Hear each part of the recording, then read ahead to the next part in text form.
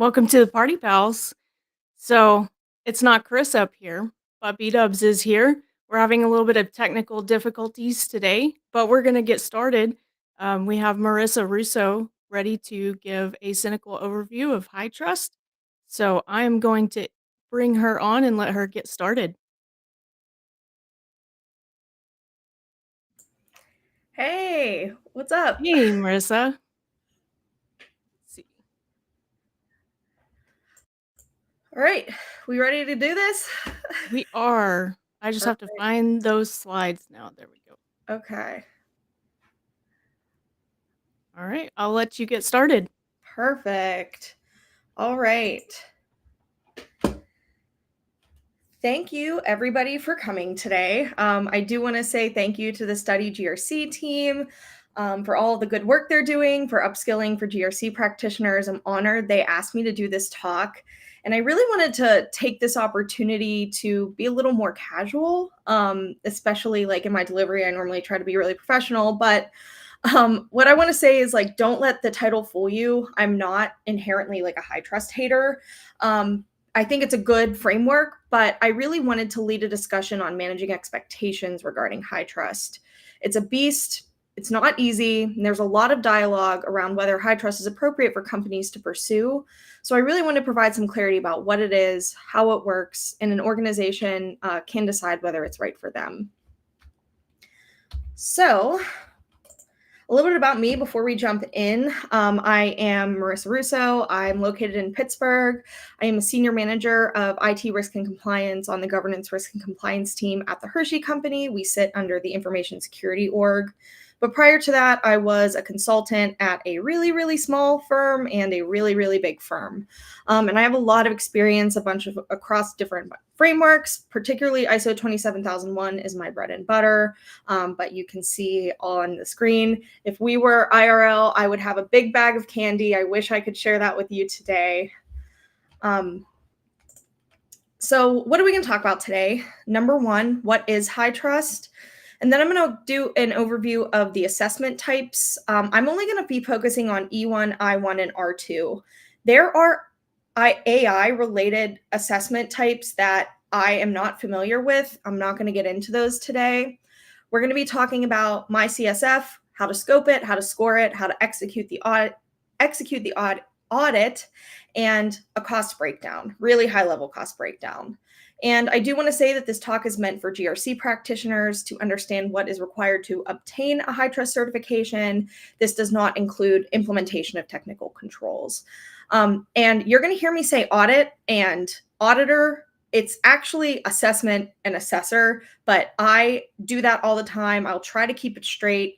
I know the difference between an audit is like really deep diving, really trying to find issues. Assessments are kind of just making sure that you're doing the hygiene, you're doing the things that you should be doing. So, and I want to say I'm not a HITRUST expert. You're probably like, Marissa, you work at a chocolate company. Why are you doing a presentation on HITRUST? I'm not an expert in HITRUST. I'm not an expert in anything, to be honest, but I've done quite a few assessments against the I1 and the R2 full implementations all through the assessment, like leading it all through the assessment. And I recognize that GRC folks with HITRUST may be a little more few and far between than things like ISO 27001, SOC 2, NIST, things like that. So this is more about knowledge sharing and less about, hey, I'm an expert and I'm like giving you an expert presentation.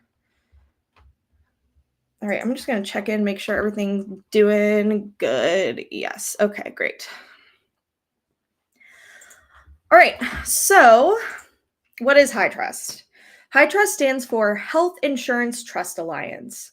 And prior to HITRUST, a lot of healthcare companies were using the HIPAA security rule as a guiding light. And to be frank, the HIPAA security rule covers really basic information security protections and healthcare data protections, but the controls aren't super stringent. And like, I'm pretty sure the last time it was updated was like 2005. Oh no, this says 2013 up here. And it's like being updated right now, but it's not because the government freeze. I have no idea what's going on, but you can't really be HIPAA certified. So I believe that this was created out of that need. You can actually see on the left side of my screen here, this is the Cyber Risk Foundation. They rank how well the controls cover like various domains. And like you can see here that education management, like it doesn't even go up to 30%. So these controls in HIPAA were really, really lacking. HITRUST was designed to provide assurance to stakeholders that companies are protecting PHI. I know that here in Pittsburgh, the University of Pittsburgh Medical Center, quote UPMC, requires their vendors to be HITRUST certified to work with them. And I can only imagine that other healthcare conglomerates are requiring this, possibly small companies to cough up a pretty big chunk of money to obtain the certification to be able to work with them. So we'll be getting into the cost later. There are 19 domains in HITRUST, and what I've noticed from the 3 to 4 clients that I had worked with this on, it was a range of 200 or 150 to 250 controls that could be selected. And those selections are totally based on criteria. We'll get into that later. And it's actually really funny to me because when I started like researching for this and I was on HITRUST website, I realized that they're moving away from like healthcare.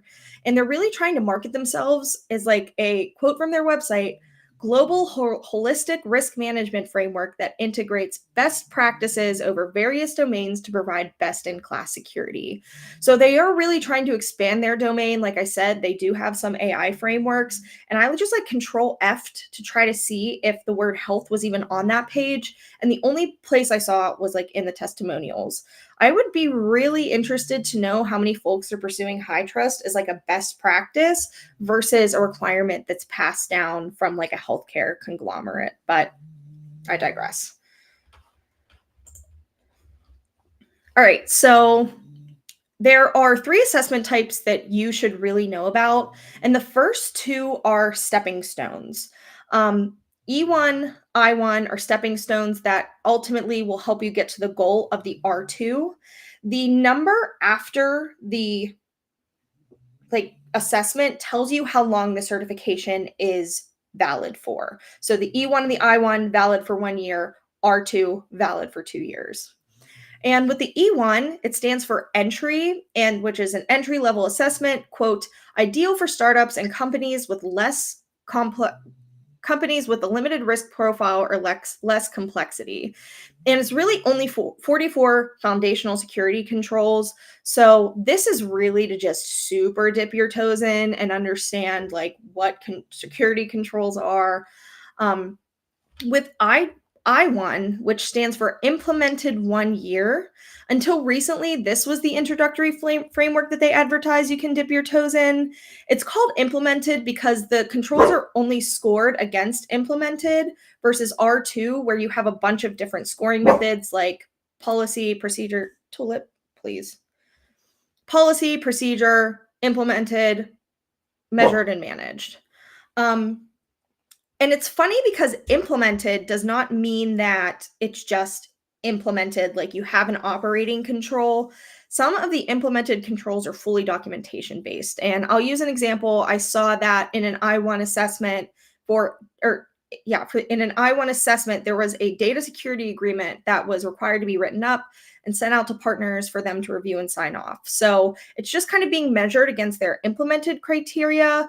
It sounds like it should be more of like the NIST quote, like protect, like operating controls, but it's not. It could be documentation based as well. Now, R2 stands for Readiness 2 Year, and this is the big boy of frameworks that they do, which is fully scored against all of their criteria. Readiness 2 Year, controls have to be documented, you have to have procedures, you have to have them implemented, and then you can get bonus points based on measured and managed. You have a big assessment that reviews all of the controls in the first year of the audit, and then the second year of the audit, they choose 1 control from each of the 19 domains just to make sure that you're staying on top of things. So the interim audit, which is like the mid-year one interim assessment, goes pretty quickly. Although they advertise as if you can reuse controls across different assessment types, I'm finding that that's not really the case. There may be instances where controls either totally disappear in between those assessment types, or they mature so much that the control kind of becomes unrecognizable. And this definitely becomes a bigger issue if you're like adjusting your scope in between these three things.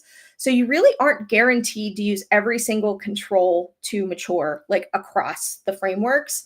And this is tough, right? Because you spend a lot of time like implementing a control that could possibly not be reused as you go up. And I really always had a hard time discussing with my clients that wanted to jump into HITRUST and like make a recommendation that the I1 was like a right choice. Because if you're going to be like eventually moving to the R2, then why would you spend so much time doing an implementation just for like 1 year of certification? I mean, that's audit time. That's a lot of time on your GRC team. If you're using your GRC team, if you're using consultants, that's a lot of money. So if there's one takeaway that if anybody from HITRUST on the phone is listening, make the I1 I2. Like make it a true stepping stone so folks can really understand what they're getting into when they make it to the R2.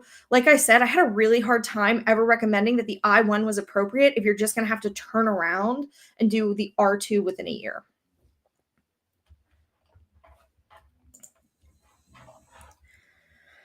So, MyCSF. MyCSF is the tool that HITRUST requires for you to be able to execute the assessment. And they advertise it as like a general GRC tool, but I really can't imagine that you're going to use this for anything other than HITRUST. It's ultimately a controls repository that helps implementation and audit teams and the HITRUST teams scope and score your audit. The annual $15,000 license for like the tier 1 license gets you 3 active assessments, which is theoretically like 6 years of HITRUST, but that's like $15,000 annually, because what it does is the interim assessment doesn't count as a full assessment, so you can have 3 HITRUST assessments. So it's nice because you can look back, right? You can see what controls, what information you submitted, what evidence you submitted last year, or I guess 2 assessments ago. And then you can look at your comments. You can see maybe where QA was having some concerns, so you can make sure that you get that the next time around. At the lowest level, which I believe is 5 users and $15,000 for 3 assessments, you purchase that annually. And if you need more users because you have a larger enterprise, I think it goes up to $30,000. I'm really not sure, and that's not really publicly accessible. I wouldn't say it's the most intuitive tool I've ever used, but it does really make it easy to conduct these assessments and score and understand where you are. But I wouldn't use it for other GRC frameworks. And let me tell you what I mean by that. So when you're actually starting to scope out your HITRUST assessment, they do have an option to add your other compliance framework control obligations. So in this one specific example, I had a client who was obviously, they're a healthcare company, so they were HIPAA required as well. So I went ahead and I thought, okay, well, they just want this for information. So I clicked the HIPAA in the scoping, and it brought in all of those HIPAA controls. And I had a really hard time differentiating the HIPAA controls between the HITRUST controls, which were being assessed. So they just seemed to like be there. Like the auditor was never going to, assessor was never going to look at them. I wasn't going to be filling that out because it wasn't required for my assessment. So if you're maybe kicking off an assessment for that and you want to use it as controls repository, great. But I wouldn't add those compliance or obligations to your core HITRUST audit when you're conducting it. I also actually found that we were conducting the assessment fully outside of the tool and then uploading and attaching everything after the fact with MyCSF's offline assessment tool, because it can be kind of hard to navigate. This is going to be totally up to the discretion of your assessor. But with the ongoing R2 assessment that I was working on, we would do everything in SharePoint folders. They would ask for more evidence. We would submit more evidence. When we felt like it was finally in a good place, we would upload it. And that made it easier for us to make comments, have conversations when we weren't navigating this tool to do so. But when it is time to do QA, it is really easy. It's really easy to get feedback from HITRUST. It's really simple to understand your requirements and like when you're going back and forth. All right. I'm checking, making sure that we're good. All right.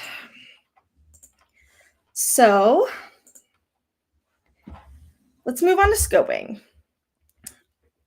Scoping is super important in HITRUST because based on your results, it produces the amount of controls that are in scope for you. It's not like other frameworks where you may have a set amount of controls. Your controls are totally dictated by your scoping factors, and it really creates a nice dialogue around like what you should include in scope for cost effectiveness and also for your own technical resources. For example, I had a client who was just scoping out their HITRUST. They weren't really sure if they wanted to undergo the full assessment, and it created some really great dialogue around what they wanted to include in scope because they were a cloud-based technology and there is an endpoint domain that you could add, but they were like, why would we do that if our whole tool, all of the, like, we're never downloading anything onto our computers. It's all going to stay in the cloud. So do we actually have to scope in those endpoint devices or maybe your wireless endpoints and things like that? So it does create a nice dialogue around that. They even have a question around like fax availability. Are you using faxes to send medical data? And they were like, we don't want to do that. We just want to make sure that we're doing everything over the tool. So they didn't end up selecting that.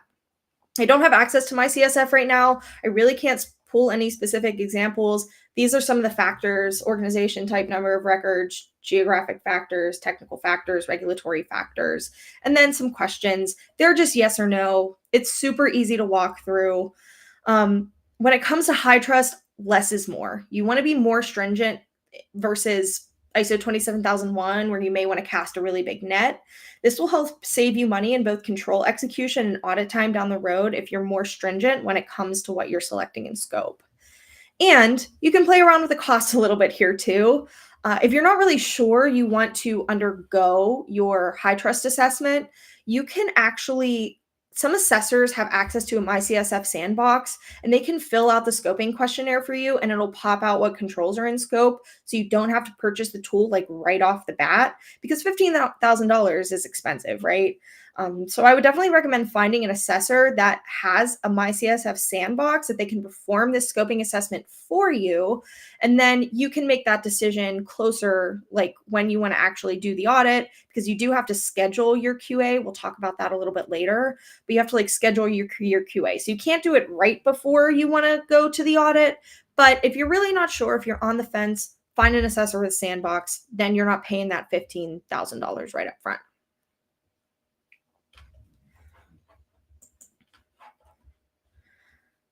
Scoring. I absolutely love their scoring. And I use their terminology when I'm talking about control maturity all the time.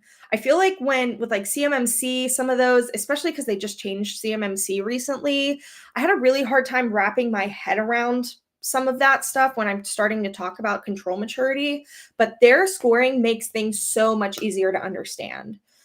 So if we're talking about the I1 and the E1, we're only really looking at this implemented section, right? Right here, E1, I1, and R2 for scoring. But when we're talking about the R2, we're thinking about everything that is included in here.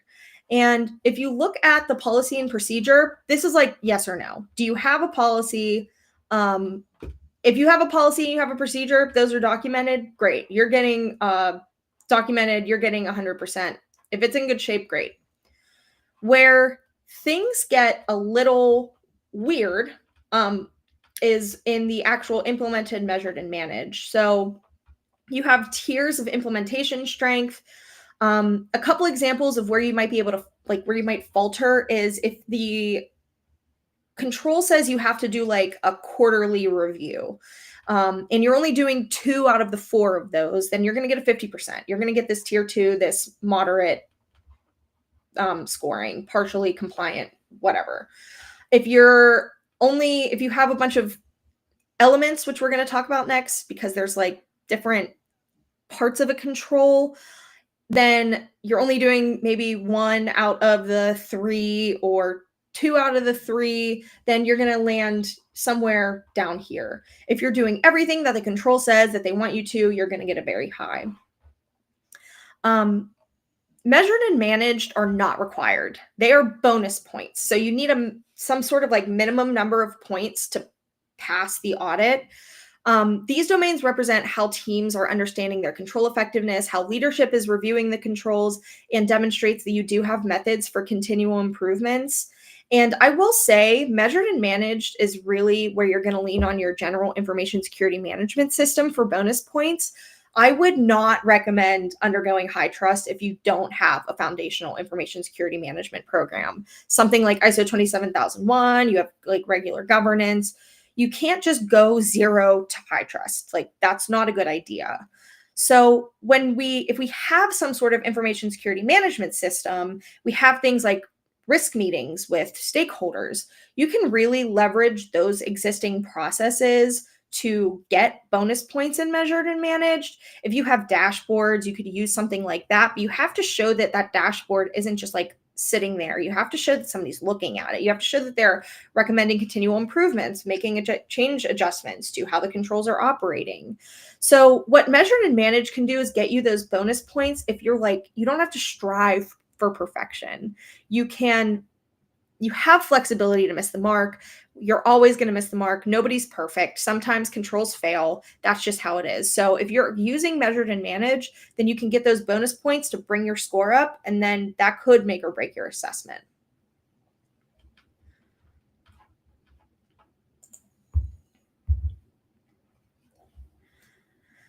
So, executing the audit. For the sake of time, I'm skipping over implementation. Like I said, we're moving straight to audit execution.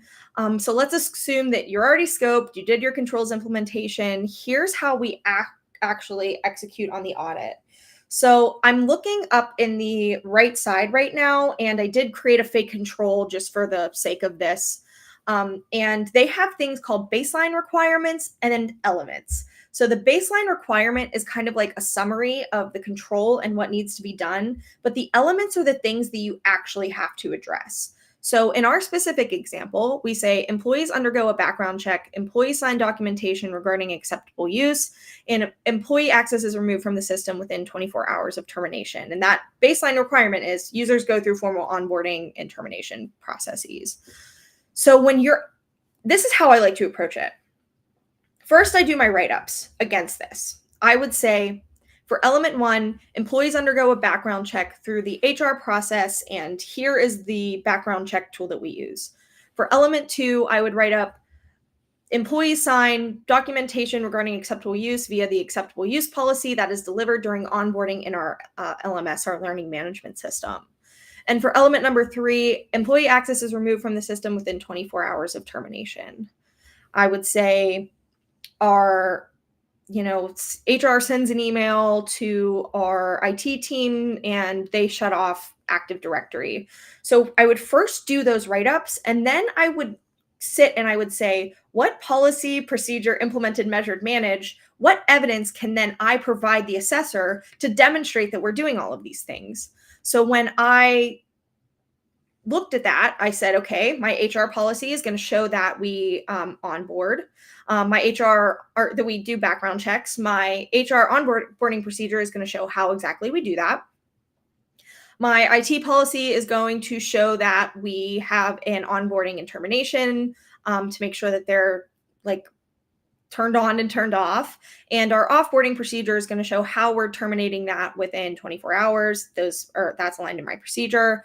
My acceptable use policy is in alignment with element 2, that we have an acceptable use policy. And then I'm going to take a screenshot of the LMS to show that this is part of the onboarding training, that people are actually doing it, that they're not getting access to the system possibly until that is done. And then I'm going to show evidence of the employee deactivation and Active Directory to show that it's actually being done. Maybe I'll take a sample of 5 users of that happening. And I'll take a sample of 5 users undergoing the background check. And then maybe I have a dashboard that's connected to my LMS that's connected to Active Directory, that shows that these are operating effectively. And then if, for example, we see that maybe they're being terminated in 48 hours, I had a corrective action plan already documented that shows that we are working to get this back into compliance. And we caught it because we have a dashboard, somebody was looking at it, and now we're back in compliance, which will do some of the measured and managed. So first, I do the write-ups. I say what evidence will satisfy all of these requirements. And then in the tool, you tag it. So in the tool, you upload the evidence, you upload your elements under like a comments section, and then you tag, literally check a box that says the policy is related to this, this, and this.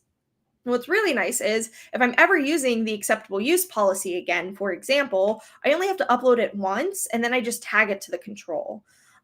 So you're just kind of taking that piece of evidence and you're just adding it to whatever control it's using to satisfy. So tagging the evidence is a second step.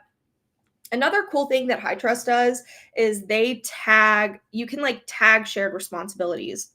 So if I have AWS as my cloud provider, and they're responsible for the management of my data center, I'm not actually ever going to look at that data center. So I can say, hey, AWS, please, this is your responsibility. And it actually sends a request off to AWS. So I'm like high-fiving them and they're like, yeah, like we do this for you. And they say yes, and you get a high five. And now you never have to look at that control because they are saying that they're doing this on your behalf. This control is covered.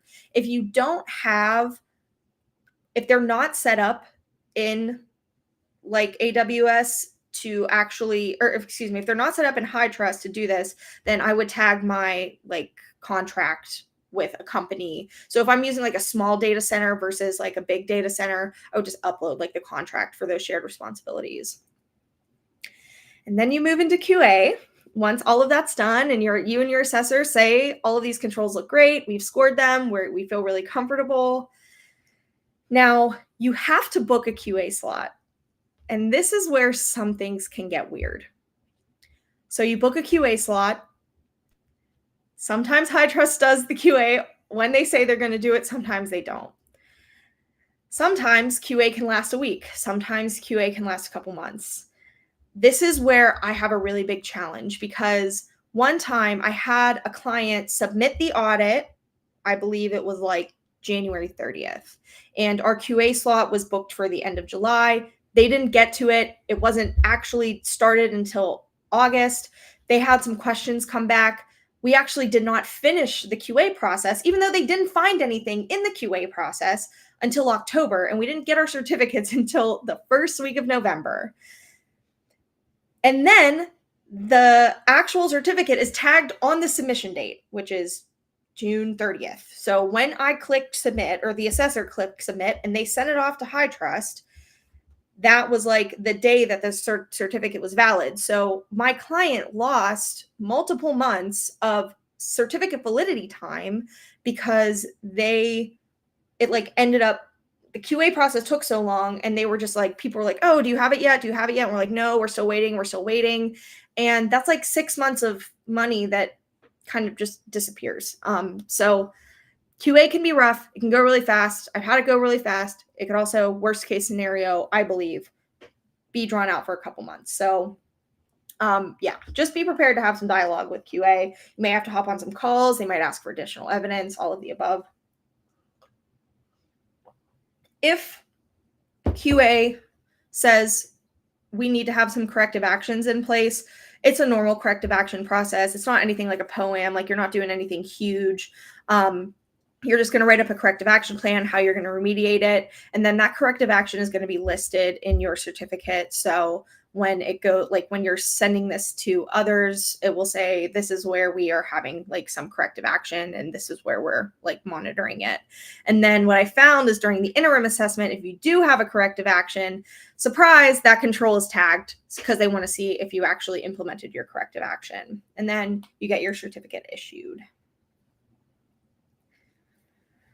Whew, a lot of talking. All right.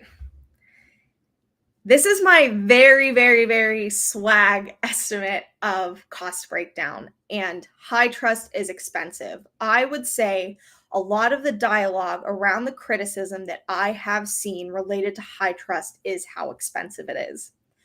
Now, you can start with a gap assessment, right? You could do it yourself. You could bring in auditors. That's why this cost is kind of 25 to 100. Or not auditors. You can bring in consultants. You could bring an auditor. I guess theoretically auditors can do gap assessments.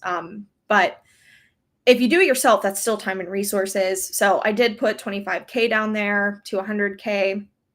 A gap assessment would be optional. You could just jump into it, see where you are, work on it as you go. Implementation time, you have resourcing from internal teams. You might have to buy some tools to be able to do this. Like, this is not, some of these controls you can't just do all in Excel, or if you did, it would be really, really burdensome. You could bring in consultants. If you have a smaller shop, might be 50K. If you have a big shop with a big scope, might be 200K, might be more. I couldn't imagine that if I was like a really big company trying to obtain this, that it would just be like 200K. Like this, like I said, this is like a really big swag estimate.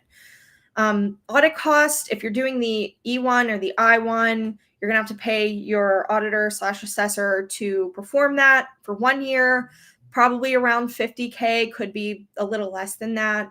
If you're doing the R2, then what you're paying the assessor is for not only the first big one, but you're paying them to do the interim as well. So that would probably range around like 50 to 150K, depending on how big your scope is. And then MyCSF, like I said, if you're doing the base level, it's 15K. You have to do at least 3 years if you're doing the R2. So that's, 45K. And then you have to pay for a validated assessment credit. And that validated assessment credit is for the opportunity for the HITRUST QAers to say that your assessors, what they did is correct. And that's 5K. And that's just like to pay. You have to have a validated assessment credit to actually pay for the QA. So, like I said, this is a really big swag. I just want to provide an example of what this could look like. So we're looking at 175 to 500K. Yeah, I know that's huge, but there, you made it through the audit. Congratulations. What questions do you have? That was awesome. Thanks. Great job. I just blacked out. I have a few questions highlighted here. Okay. When figuring out the scope, is that a good time to do a gap analysis? I do think that you can do them concurrently. I think that your scope is, you should do your scope first before you do your gap analysis. But they could be, scope would be step 1, gap analysis would be step 2.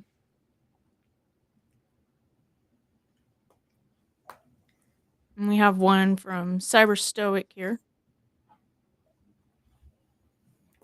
If you agree that as much money as we pay for the CCSFP and how much we would pay to be an auditing firm, don't you think they should Yes. I feel like MyCSF does what it should do. I wish that it did more for the cost, but MyCSF, realistically, I wish it was a little easier to work with. If I'm conducting the assessment pretty much out of the tool and just uploading it, I don't know why the upfront cost is so much. I will say though, the help desk team of HITRUST are awesome, and they get back to you in 2 minutes. So at least there's that.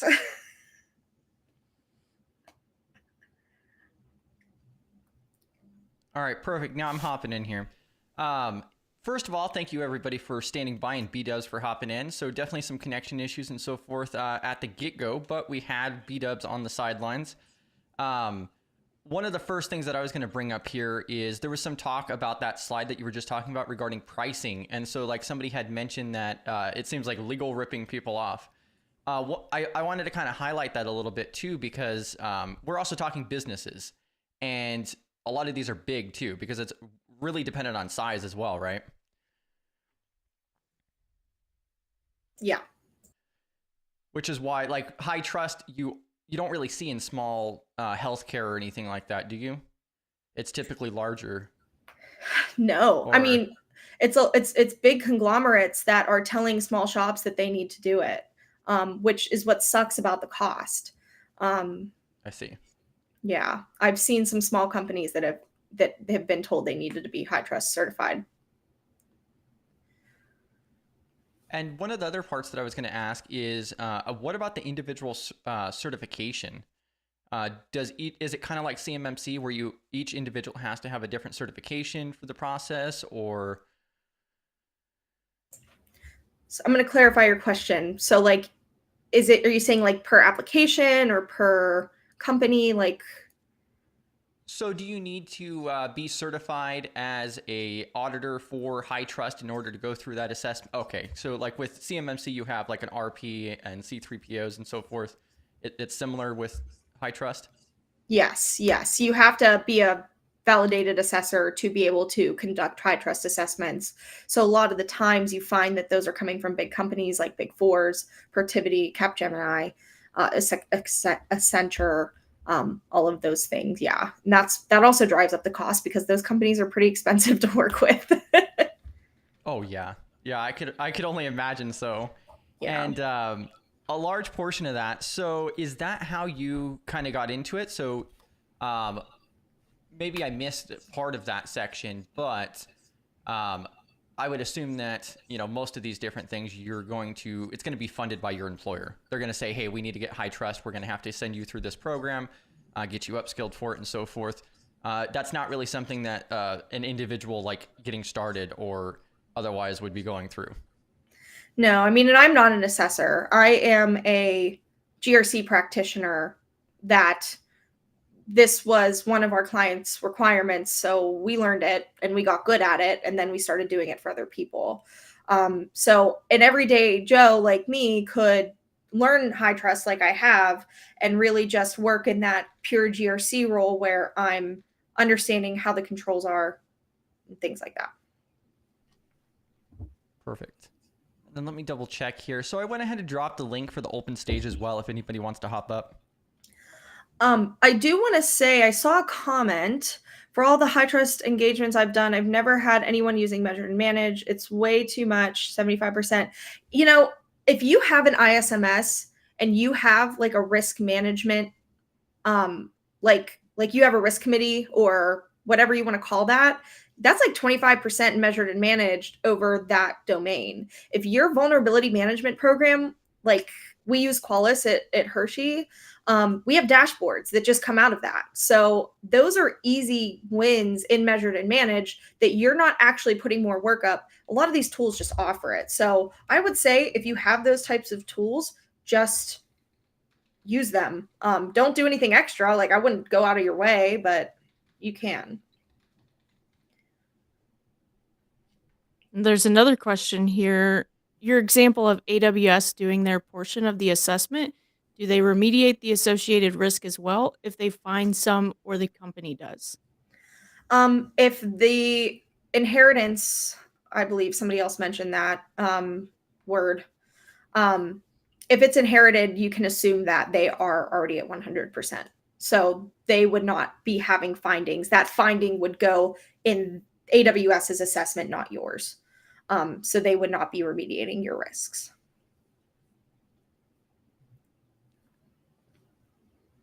And then also based on what I'm already learning about HITRUST here, because I know nothing really about it whatsoever from the get-go, is that also it's going to be, since you have to go through that accreditation process of some sort, it's not like you could just deploy onto AWS and be good to go kind of situation either, it sounds. No, there's application security that's involved. There's a bunch. If I go back to the domains really quick, if I can. An amazing slide, by the way. Thanks. Great slide deck. Thanks. I love the visuals and everything that you've put in there. I was telling Brittany earlier, I did this on the Amtrak. So I take the Amtrak from Pittsburgh to Hershey. And it's my zone out place. So this was really great to do. If we look at the domains, you can see that it's not just technical related. We have an information security protection program. You need to make sure that you have leadership involved. How your endpoints are set up, your mobile device, your portable media. So your incident management process. What happens if you find something in there? So it's not just something you can deploy. You actually have to do some work on there.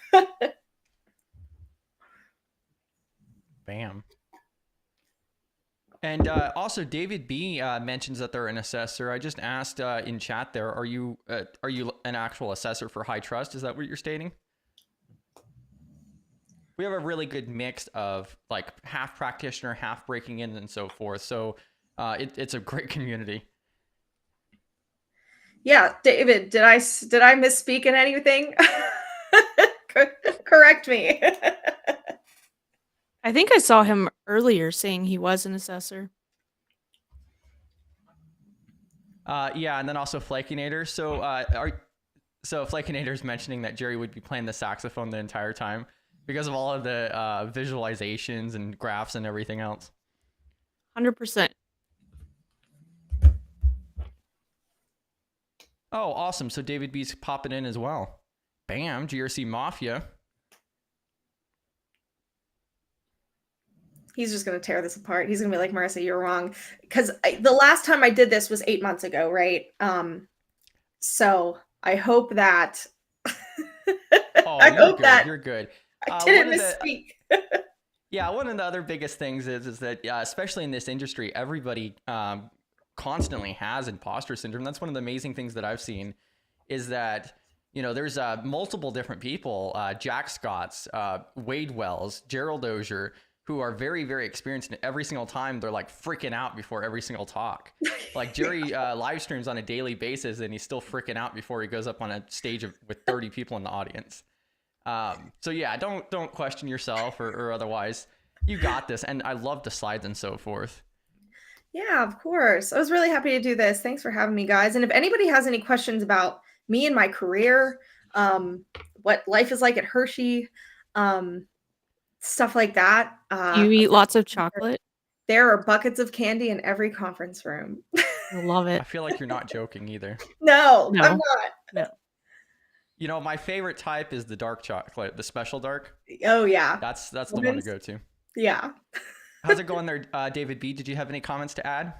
Oh yeah, I was going to say great presentation, Marissa, and I was very curious when I saw this in the lineup last week or well, whatever day it was, right? And I'm sitting there thinking I'm going to join that for sure, and that was just a great presentation. And I was thinking about it from the way that you were doing it for these other companies, as in you were the actual compliance assessor on that side, like say for Hershey's or whomever, right? I know Hershey's is not a medical, but you get my point, right? And I was thinking, wow, that's such a great perspective because I don't ever really get to talk. The people I deal with they are the compliance people for their companies, but they don't go into my CSF. Normally they have to set up an account, right? And then they make us the assessors. We're actually doing that for them. We do the gap assessments for them. We do the interims. We do that. So that's where I come from. So yes, I had to get my CCSFP.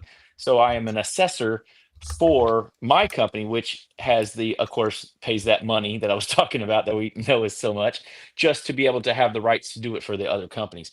And so that's why I was asking you your thoughts on my CSF because to me, and I won't speak out of turn like I told Flakinator. I like my job and I want to keep it. So that point being said, that my CSF kind of seems a little outdated website, but at the same time, they're trying to do a whole bunch with one auditing program. That's what I should say. But I just wanted to get your thoughts on why or what you really liked about my CSF and how they actually allowed you to upload things because we're the ones doing it for our clients. I mean, I HITRUST assistant vice president commented on my talk, so I don't know what they're listening in on, so I don't want to speak out of turn either. But like I said, it's a tool. It's a tool. Marissa, I was going to say it's so prescriptive. I love. Sorry, Chris, I didn't mean to cut you off there, buddy. I was just going to finish the thought with it's so prescriptive that I really love that more than I say when I'm auditing SOC, doing SOC 2 or whatever. Me personally, because it's black and white, and I come from a military background of, if it's not in that book, then you don't do it, or whatever the case may be, right? So I love the fact that the CCS, that HITRUST has it to where it's you either meet this requirement or you don't. And there might be 13 items inside that one requirement statement, and we have to, or the elements, right? And if you miss 4 elements that I have to ding you. Well, heck, even missing one, I have to ding you, but you know what I'm talking about. Yeah, I love that too. I think that it makes it easy. Like, especially like when we're finally looking at this scoring from an auditing perspective, you can just go through and do this. That's why I use their terminology when I'm talking about control maturity, even in non-high trusted like environments. Like we're a PCI SOX shop here at Hershey. So I always talk about this because it is so prescriptive. So I totally agree. And to clarify a little bit for myself here, so the MyCSF, is that a required usage? Okay, yeah, because it's along the process. Okay, I just wanted to clarify that for sure. Yeah, so that could definitely, I could see how that could be interesting. Yeah. Yeah, it has its place. I'll say this. I really do believe it has its place because Marissa touched on it. The HIPAA is not an official, they don't give a compliance a certificate, if you will, right? So Yeah. HITRUST said, let's get all these big organizations together. And since we have to comply with HIPAA, boom.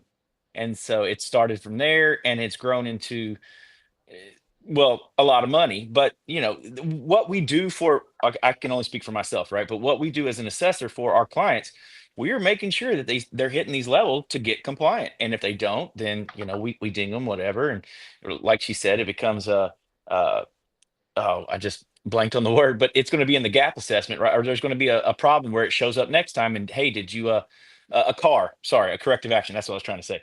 And if it becomes a corrective action, then you're going to have to account for that. So I mean, you do that in every other little thing, just a different way, right? But um I think it's just I think it's great, but when you have 322 requirement statements that you have to look at, like I'm doing one right now, and each one of them have probably 2 to 3, and some of them have 13 to 16. It's not the most fun in the world, but I love the job. I love to see all the cool aspects of all the different ways that they try to secure their networks or whatever. So I was going to ask you Yeah. that too, Marissa. What are your thoughts on that when you see those? Sorry, I was taking a screenshot because I wanted to post it on LinkedIn. So, what was your question? When I Well, see I was just going corrective to say, actions? well, no, I was going to say all your times looking at them from different angles, you were actually you were the ones being assessed, right? So you didn't, or did you get to see other networks and how those shops run their securities, Yeah, protect their so security? Okay, that's a great question. So I was a consultant that was helping companies get this. So you could say that I was an interim GRC manager for these companies, and they didn't have the skill sets or they didn't have time. So I was doing all of that on their behalf. So it was as if I was there in house, actually performing the assessment with the assessor. Perfect. And then I just want to thank you for coming out, presenting for us and so forth. I'm going to, if it's okay with you, I'll drop your LinkedIn in the chat as well. You post all kinds of different stuff, not only other talks and presentations that are elsewhere as well, but then also even jobs and all kinds of other really interesting stuff in the field. So I love the stuff that you're sharing on there. Thanks. Awesome. Yes, I have to go, but thank you, everybody. Add me on LinkedIn if you guys have any questions. And this was awesome. Thank you so much. I appreciate it. Yeah, you very thank you thanks, so much Have a Marissa. for great evening. coming. Bye. She All said, right. And Chris, she said, I'm going to present this and I got to go, guys. I can't talk anymore about high trust. right. Well, and I think that was a really great in-depth presentation too. That was really well done. Definitely some time spent on that section there. Let me move over here for a second. And then if you guys have any other questions, drop those in chat. And so like David B decided to volunteer himself on the stage, so he could probably answer some questions if you guys have any for high trust. One reason There why you we go. picked the high trust part is just because I came across it. I heard about it a little bit. A couple other people were asking about high trust, and it's one of those frameworks where you don't really know unless you're in that. So because of you have to go through that. Is it accreditation or is it a certification for the individual? Yes. So I took a week-long course, and then at the end of that week, you have about 21 days to take the test. If it's 21 days, it doesn't matter. But you had so much time before you actually had to take the test. And it's an open book test. And I know you guys or everybody on here has probably taken at least one open book test in their lives. And as you know, just because it's open book doesn't mean it's any easier because you think you know where the answer should be. However, you're chasing it down like a dog chasing his tail. Look, he knows. Look, he knows over there. 8-bit knows. And you're sitting there saying, Yeah. I'm sorry. One thing I just realized that the high trust thing is the same thing as Align, which what we're using right now. And so we're actually going through the entire thing that she was talking about. And it's my first time doing it. And so, they got a great tool and everything else, but yeah, no, I know exactly what you're talking about. yeah, guys, sorry, I keep muting myself because I got dogs and everything over here, and I'd hate for them to Oh, just no worries. join into the party, pal, without getting any treats or something. But yeah, it's it's a fun it it's fun if you like auditing, and most of us here at GRC, yeah, hopefully you like auditing, or maybe you're not at the right place at the right time. But either way, we're going to bring you in and accept you because we want you to see how much fun it really is. I mean, I have fun doing it. Like I told before Marissa left, I get to see so many different companies and the way that they run and structure their things, and that really excites me because I mean, I could work for one company. I'm sure I'd be nice and comfortable, but when you get to see it from so many different angles, Chris, just like you do when you bring on more people, and you get to talk to them about what excites them. I mean, it just excites me to talk about it too, and actually see these things up front. So 8-bit, when you're doing that for that company that I'm not allowed to say that starts with an A, might be a competitor, but hey, I just want you to know that if you do a good job and you look at it and you see that gaps are very wide and you're doing the self-assessment, well, make sure you get yourself ready. That's all I'll say. Because at the company I work for, we don't push that down anybody's throat because it is expensive, as you guys saw. It's very expensive, and not everybody requires it. We do little things without giving too much away. We do little things where we're allowed to uh, grade them while we're doing, let's say, a SOC 2, where we give them we call it a plus, and we just say, you're hitting these marks. And this might be good enough for what what your clients are asking you to get. And so they're not certified by High Trust, but since we are a certified company, we can give them basically like um, for better terms, I'll say a sticker. A sticker that says you have met these minimum things, but you're not High Trust certified. So Oh yeah, and there's multiple different ways that you can go for the cert/exam for the high trust, right? Or is that only through that's through multiple orgs, right? Oh, you're sorry, muted. yeah, no, it's only through High Trust, and The High Trust Alliance. yeah, and it's no secret because you can find it online. It's $3,000 up front to take that 1 week course and to take the test. And if you fail, you got to retake a test, and $500 later, you've taken a second test. So I'm just saying, it is not the most fun in the world to have that pressure on the back of your head to say that my company paid $3,000 and they trust me to take this. I will take this and pass this. If I do not pass this, well, I guess I'm out of pocket $500 more. Yeah, Of and that's course, they also a reimburse huge me, but reason why. Yeah, that's going to be for business. That's yes, when you're talking exactly. those kind of certifications, and then also if they have to invest in that anyways. So yeah, I could definitely see that. That was one thing that I found interesting that she had mentioned, is that it's way beyond just technical. It's not just technology. So especially from the auditing process, it would involve a hell of a lot more, which I think would make it way more interesting, to be honest. Because you look at like CSF 850, well, 853 does have some of the other stuff in it too, but we're so used to the technology side, technology controls and talking to those people and so forth. And there's way more out there in GRC than just the technical, other than just the technology sector. Something that I'm trying to work out in the process right now is actually to get somebody up to talk about occupational safety, actually.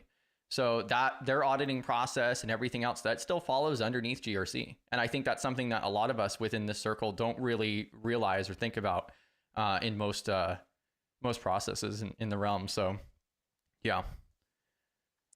Chris, I apologize. I'm not too familiar with the restream, but I've just now found that the chat's in the middle there, and I'm sitting there thinking, I don't know if I can necessarily answer PBO's question there per se, but I'll give it my best shot. That if there is one, I haven't found it. I'll just say it like that, because they let you do, you can NIST, you can do whatever CIS.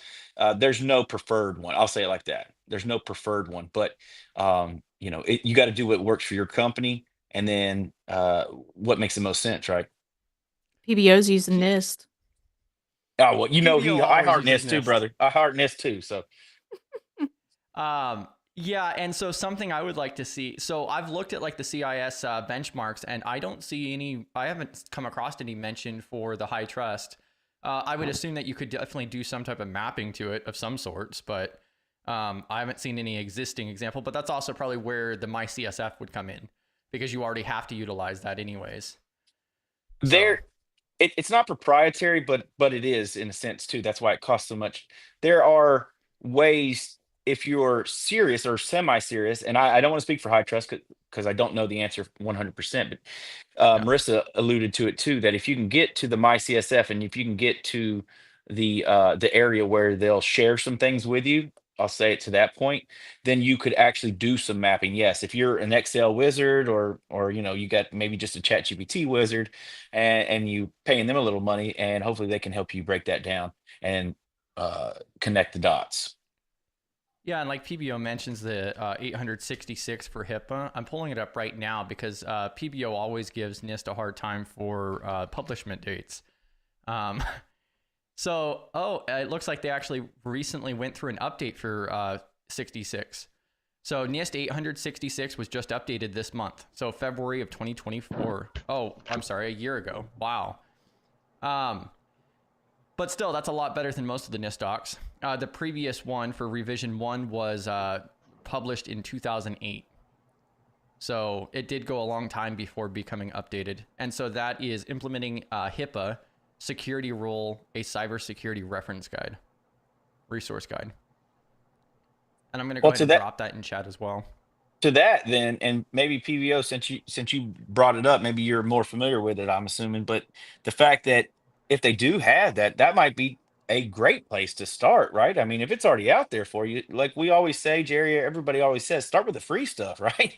I mean, you might as well 8-bit, if you guys are doing some of that, maybe you got some time that you can pull that in and take a look at it and see if it'll help you and your company. But I'm going to take a look at it now. You piqued my interest in it, and just, not that I'm going to be able to save anybody any money, but just to see how it aligns and see either how close or how far off it is. Yeah, it's definitely something I can look at, especially since I do work in a healthcare company. Yeah, and what I was going to mention is that there's this website called HIPAA, which I'll also share. This is one that Gerald's showed a few different times, like especially throughout his GRC masterclass. And so they have a great resource section like HIPAA 101, and they have other documents and templates as well. This is a really, really good resource, especially for those smaller businesses that need to be HIPAA compliant as well. This is usually what I send to people, just because it's really straightforward. I think that 66 would be a good resource, though, from the cybersecurity standpoint. Yeah, Cool. I used to do a little side work in HIPAA, which so I guess I was going to ask both of you, do you think that's a limitation because they don't have hardening scripts? Like if I'm doing Windows 2022 and I'm doing schisms on the IRS, they said these are the checks for a Windows box. You think that's, I guess, something lacking in HITRUST and HIPAA? Well, again, since I don't work for HITRUST, I don't want to speak out of turn too much, and obviously I don't work for HIPAA either.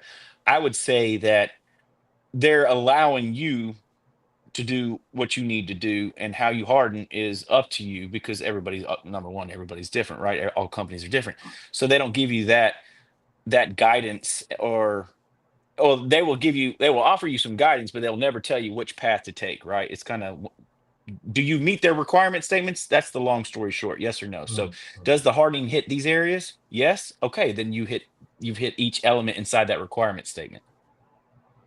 Hopefully that helps. Sorry. What's your take on that 8-bit? I'm getting my opinion after. What's your take on that 8-bit? I'm not entirely 100% sure. I don't really have a take on it right now. It's Okay, just okay, something I want to look a little bit more into because, like, the yeah. thing is, I've worked at the company I currently work at only I want to say like 9 months. And it's the first time I worked in the healthcare industry.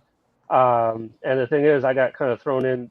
What I do there is I do a little bit of everything, from security networking fire with their firewalls all the way down to implementing other types of systems, and we're also going through our auditing as well as going through all because I have to start learning some GRC, and I have to sprinkle in a whole bunch of other things. So that's definitely something that I'm interested in seeing more of.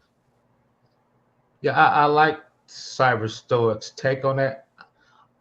For me, because I'm old, I don't like that, man. When you let people kind of freestyle, I like the stick says this is the check. It's on or out. You gonna pass or fail, and can I get some mitigating control? So that was my only, and maybe too, I'm older than curmudgeon. I don't like that free flowing. That's a little too much for me. And I was talking to this guy in the hospital. And he said his biggest issue was, and I think it's turning around.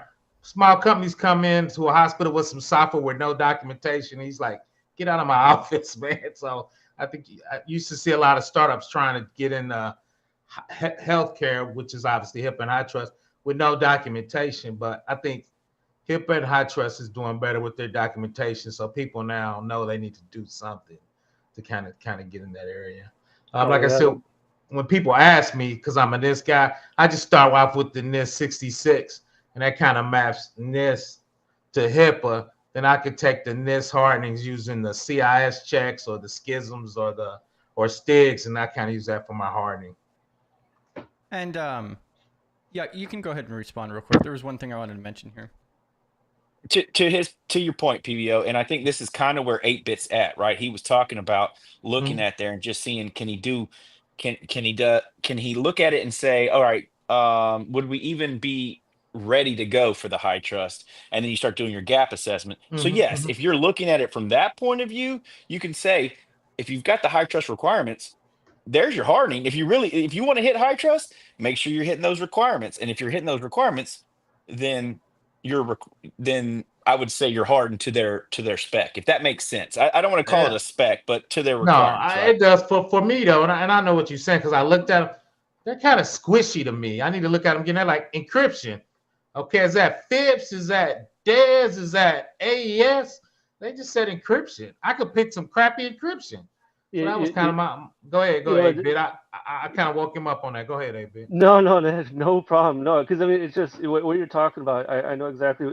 It's like whenever they're doing the audits, like you have to go through like, well, the one I'm working with, like they'll call it like the P1s or the R, whatever, with numbers and their Mm-hmm. general population, Mm-hmm. policies, samples, frequencies. And the thing is, like exactly what you're saying, like when you're talking about encryption, I remember running into those questions, and they would even have some guidance, and I'm sitting there like, where do you want me to pull that from? Like, from which Right. system? From like, do you want me to get it from here, or do you want me to get it from there? Like, you want to give me a little bit more specific? Yeah, so that was kind of my man too. Like I said, I've been doing DoD, and they're super regimented, right? This is the 2002 box using BitLocker. Can you cut this on? Yes or no? If you can't, that's a fail. It'd be crystal clear. But so I don't know. Like I said, I'm kind of from that realm. So I and two is we know a lot of times, especially small hospitals, got it no budget. So I think they kind of give them a little room from that perspective. I'm old. I don't like it, but go ahead. I don't like it. And so what I wanted to mention here real quick is, so definitely check out the HIPAA Cal. They have all kinds of different templates and free training stuff on here.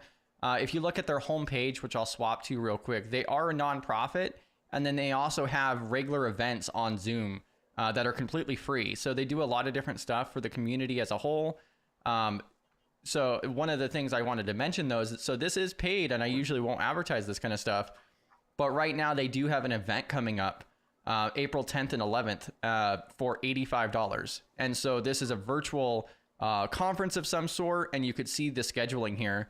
So some of the privacy and security implementations for employees as patients, and AI governance in healthcare, and some of these other different topics, including a tabletop exercises.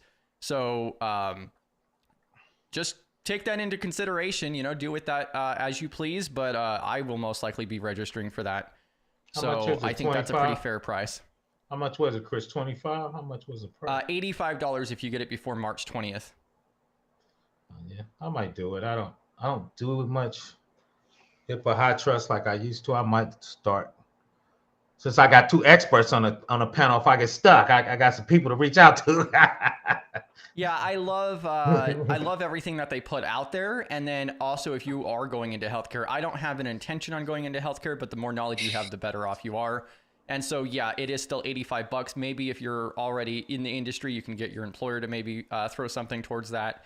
But I could definitely see this being a benefit. But you can also catch their free stuff as well. So if you look at their homepage, then they also have these upcoming events as well that you can jump into. So that looks great. I mean, especially for, like PBO was saying, a smaller company, right? Or smaller Correct. business that it doesn't make financial sense to buy into the HITRUST, at least at this time, right? Maybe if you get swallowed up by a big conglomerate or something like that and let them foot the bill. But at this point, if you're a small, I don't know, mom and pop medical company, but you have to make sure that you're, in accordance with everything that HIPAA says, then yeah, that's cool. And I went through that GRC course, Chris, early, so I don't know if Jerry added this afterwards or not, but I don't remember seeing the old HIPAA cow. Yeah, so Jerry has made updates like over the last year on the GRC masterclass, and so like I need to go back through as well, and so he's planning on adding even more to that course, like in this year as well. So he's added bits and pieces here and there. Yeah. So that's one of the benefits of, like I do send people over to TCM where you can pay $30 to get access to the course. But the downside is then you don't have lifetime access. If you purchase through the Simply Cyber Academy, then you do have that lifetime access, and he's going to be, continuing to update that. But yeah, just like Brexy says in chat too, $85 is cheap for that. And that's why I wanted to mention that, because I'm not even going into healthcare, but I'm willing to support them with that $85. And I see everything else that they do in the community as well. So they do some really important things, especially for those small mom and pop shops. You get a T-shirt with that too, Chris? They give you a T-shirt for that $85. Better be a T-shirt. Don't be greedy. Don't be greedy, Cyberstore. Don't be greedy. No. I'm just asking. Need a T-shirt for everything. Don't be I greedy. can't read the fine print I haven't even seen them. I don't even know if they have a merch shop, but they really should. But I know HIPAA cow sounds cool as hell. I mean, sorry, cool as heck, So I'm just thinking that would be a cool T-shirt, Yeah, I want a HIPAA cow T-shirt. I know, exactly. That's what I'm saying. Chris, I got Not 2 being questions. greedy, PBO. Look, I'll even throw in another $20 to get my T-shirt. Get your shirt, donate. Chris, I got Maybe they'll have a merch shop. Okay, a merch shop. What was that? Now I done blanked out. You think I should add 66 to my course? I would not, because it doesn't actually work with the 53. Okay. Yeah, so that's going to be very restrictive. That's going to depend on the industry and not the 53. Because the 53 is almost always federal or federal. It is always. It is. Big boy. It is. Yeah. It is. I can't wait to get into seats. Sorry, Chris. I apologize. Oh, you're fine. Yeah, correct me if I'm wrong, but HIPAA is not federal at all. That's all private entity. That's not true, Chris. That's not true. Because I let those 2 guys on. I always tell people you do HIPAA and HITRUST when you get federal payments from HHS, because you're getting federal money. Because big hospitals get federal money, so that kind of forces them to do the HITRUST. Chime in on that. I've been saying that for 20 years. I don't know if that's quite right. But it's private entities is my point, not government agency. Yeah, but there's federally funded hospitals and whatnot, right? Yeah, but now when you get that federal money, because you get Medicaid and Medicare, then that forces you to follow those compliances. I'm gonna let those 2 guys chime in. When I used to sell my stuff on Upworks, that's what I used to tell people. Go ahead, I chime in on that. That's what I was going with. Oh, there it is. Sorry, I was trying to double check something, but I'm on my phone. But yeah, HITRUST is not federal. I mean, but a lot of federal agencies want it, right? Yes. So if that's what you were asking, I apologize. Yeah. But I always thought too.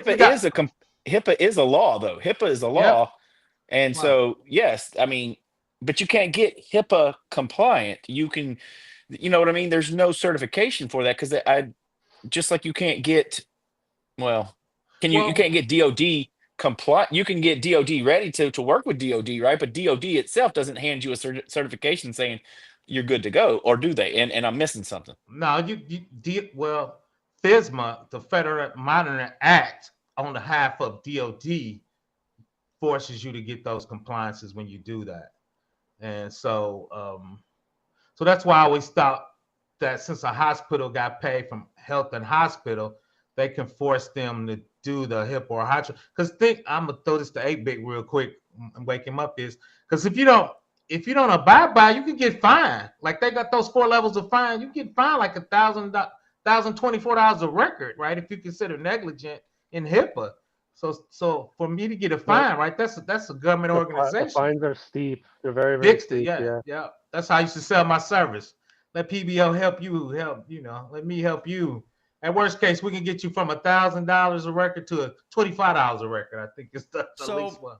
Go ahead. Something Chris. I've heard about HIPAA, and I'm not sure how true this is, but I've heard that they'll try to work with the different businesses before they get fined. And typically the businesses that get fined are the ones that were actually negligent. That, yes, were found to actually not be doing what they were supposed to doing, didn't even make an attempt to do so or otherwise, and that's typically why you see those hefty fines. Because they also have the, what would you call it? The public shame list, I guess, on the website. They do. Yeah. So with the different businesses who have got obtained fines or under investigation and so forth for the HIPAA violations. But that's something I've heard, is that like you typically have to like really screw something up. So when it comes to stuff like that, I can, even though I haven't worked in healthcare very long myself, my mother has had to deal with a lot of that stuff because she was a physical therapist. So I mean, she was around a lot of that. I also have a lot of family that are nurses and stuff. One of the things that I do know is that HIPAA is it almost seems like it's the boogeyman right around the corner that everybody's afraid of. That it's like, oh my God, HIPAA. But the thing is, though, I have seen though that where a lot of places are not actually doing what they're supposed to be doing. And I'm not. I'll even say even the place where I work at currently, and I'm not shaming them, but the thing is, a couple of years ago there was a huge lawsuit they actually lost where I currently work, and since then they've gotten everything in order, but they actually had the Justice Department down their throats for many years, and now they're finally getting to the point where that's not needed because they always have a lawyer in the building making sure everything's there, good to go, and I have to say, they're getting their compliances right up there. But yeah, you'd be surprised. Like, I mean, it's not like everything is that bad, but you're gonna see things like whether it's PII or PHI data or any kind of other data that might be violating HIPAA. You might see a onesies twosies there, but I mean, for the most part, though, I do think though people are at least trying to stay compliant. But 8-bit, that's why I tell people those big fines kind of get you focused as a company, right? You get those and that's why I say it's kind of like the boogeyman around the corner, the HIPAA, because it's like if you're not HIPAA, it's like like to stand up, And the thing I tell people, especially younger people, is, and as I get older, I see this. If I'm confused, which I am sometimes, I'm sending it to legal because PBO don't want to end on nobody's wall. I'll be like, if somebody asks me, I'm like, I sent it to legal. I sent it to legal. So, yeah, you don't want your name on that. You see that, you don't say. I don't want my name on that. So it's like anything I'm kind of confused with, or have, even if it's a GRC and a cyber thing, I'll send it to legal and they send it back. Like, oh no, you good. That's a cyber thing. I'm like, I want to be crystal clear. PBO can't be in no DOJ letters.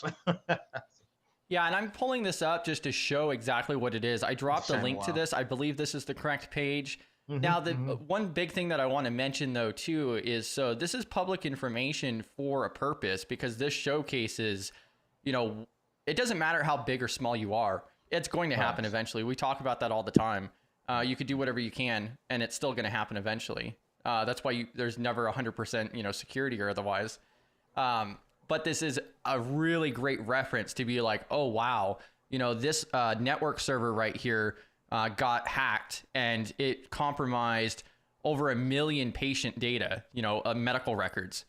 Like that's from a network server. And so I'm sure there's way more that goes into this, but it does mention medical records and a network server. And I would not be surprised if a single network server was breached. They were able to pivot off of that and compromise the whole system. So PBL frowning up. So this wall of shame, though, and Jerry's brought it up many times too, right? Is it used to be more scary than it was, right? But Right. here's the thing: if you're again a mom and pa shop and you're on here, you might have just lost your business, and maybe Correct. even more, depending on how you incorporate it. Hopefully, you incorporate it. Or, anyways, my point is that for these bigger conglomerates, that's just a drop in the bucket to pay that fine and give us all our 2 years of identity theft and monitoring and such. And like Jerry says, add it to the pile. So it makes a difference depending on your size and how much you bring in annually, right? So Yeah, the other part of that Stuck, and I think it's making us get a little loose. Big companies have cyber insurance now, so it's part of their risk. We got cyber insurance, so if we get hacked, as long as we ain't negligent, our insurance gonna pay off. So I'm like, so we just running our cars into people. That's what I was telling people to be. We just gonna run the car into people now, right? So I think bigger companies now they got cyber insurance. So I think for them that's the risk of doing business. So they just pay insurance company, right? Third party transfer your risk. well, Yeah, and to then everybody also, that's still here, I just want to say something, Chris, about you and the team, Team GRC Mafia. Just even that you're not doing it, Chris. The fact that you're interested in it and you're like, hey, I might spend this $85 and go watch this whole conference from HIPAA. I love that name. We're gonna have to do something about that. They're gonna have to sell some merch, so huh, B-dubs. But yeah, I that's what I love appreciate about it. this team. That's what I was going to say. This whole group. That I love that everybody stays interested about all of it. Right? You can focus in on something for sure, but if you get that big old uh, breadth of information, man, that just makes you a better person, especially in this job, in this line of work. Right? So, hats off to you guys. Yeah, thank you. And I mean, you're part of that GRC Mafia as well. I pulled this up on the screen real quick. So the instructions I just dropped in chat. So if you guys want to grab your weekly badge, now is the best time to do so. So drop that into the live chat. So if you post GRC Mafia, all caps with a space in between in the live chat on Discord, then you get the badge. Like you can see AB Showtime grabbed here that says GRC Mafia over the next week. That's something that we're doing every single week now. And then also I was going to mention in reference to the HIPAA is so the HIPAA list itself is like a perfect example is like my local eyeglass place. They have to be HIPAA compliant, and I know them. I live in a small little town in rural North Dakota. If they got a violation, they would be out of business 100%. They could not afford a $10,000 fine. That would literally put them out of business permanently. And they've been in business for 20 years. That's their career. It's family owned. So that's just one example of a lot of them within the US. There's a lot of small businesses like that. So, yeah, And I wouldn't say that they need HITRUST. You know what I mean? I would go back to the hip. I keep want to say HIPAA cow, because that's a whole nother story, right? A hippo cow. I mean, come on now, what are y'all doing over there? But a HIPAA cow, just trying to make sure that you're staying compliant with as much as you can to the basis that you can, and really I like HITRUST did. It spun off of that, and call it what you will, but there are companies out there that are willing to make sure that they pay enough money to make sure that they are compliant. I'm trying to again watch my words, right? Yeah. And then also, regarding the HIPAA section, so I'm going to go ahead and reach out to them and everything else. But also, if you guys are inside of the Discord server, drop a message or something along those lines. So that way, when I email them, I could be like, hey, we have 15 people that, are trying to push for merch. Like, we want your guys as t-shirts. Like, come on, get it together, people. Let's do it. Well, see if you can actually, Chris, see if you can interview them. See if you can get them on a call. Jump on a Thursday night meeting and just speak more on it. Because I Give know away shirts. Well, a little bit at a time, right? But yeah, those shirts I think would do it. And if it's a nonprofit, which it is, right? You said, Correct. Yep, then out of Minnesota, actually, I believe. Right Well, and next then door you to me. can or wear Wisconsin, one of those. Yeah, yeah. Yeah. then you can wear your HIPAA cow shirt to Chick-fil-A to get their free nuggets that one day a year, whatever. Oh, look at you. Eat more chicken. Yeah, and we have a couple of questions lined out here too. So regarding the EPSS score, to be honest with you, I'm not too familiar. That's actually something I can ask DJ BSEC about, because he set up a program that does all of the EPSS scores and so forth. And there may be some type of way to run that through the Python script that he's developed. That would be interesting to see. I don't know if that's going to catch though. Would that's more along the lines of critical vulnerabilities as opposed to seeing how many people paid out, though, right? Yes. Yeah, it's But based on like it provides like the likelihood outcome and critical critical impact that it could have based on like a wide audience. The overview I think statistic. who wrote that? Was that Misty Eyed or I'm trying to who wrote that? Yeah, so that was Misty Eye who asked the question. Yeah, to Misty Eyed, I would say you're probably never going to see that because those insurance companies will hide it under something else for many reasons. And everybody on here's talked about it. Jerry's talked about it too. You're not going to know how much they paid. I mean, wasn't there some ransomware that the person called up and said, "Hey, I know that your insurance is this much. I've seen the paperwork, so let's go ahead and go for that right there, and that's how much we'll extort you for." And basically, they pay that out. Hey, no loss, no harm, no foul. You already paying insurance. It's only money. It's not your money. It's insurance. It just cracks me up how smart some of these individuals will get just to earn a few bucks. You're right. Well, not a few bucks, but a few million And bucks. Misty Eye also mentions that's must do your due diligence in small business. Don't lose your britches, I think is what they're meaning there. And then also 8-Bit's having some connection issues. You got to patch it. And then also thanks for hopping in, AB Showtime. So thank you for joining us. You have a great evening. And everybody else too, thanks for hopping in, especially with our late start time here. One of the other things here is Brixie mentions SaaS that medical shops can subscribe to get and ensure HIPAA compliance. Any type of SaaS products that are out there? I don't know of any. I'll go first while my man's thinking. For me, it's not a product, but AWS and Azure kind of gives you their products and they tell you if they're HIPAA certified. Now you have to stitch them together, but they tell you for certain services HIPAA certified or HITRUST certified. That's kind of what I recommend to people.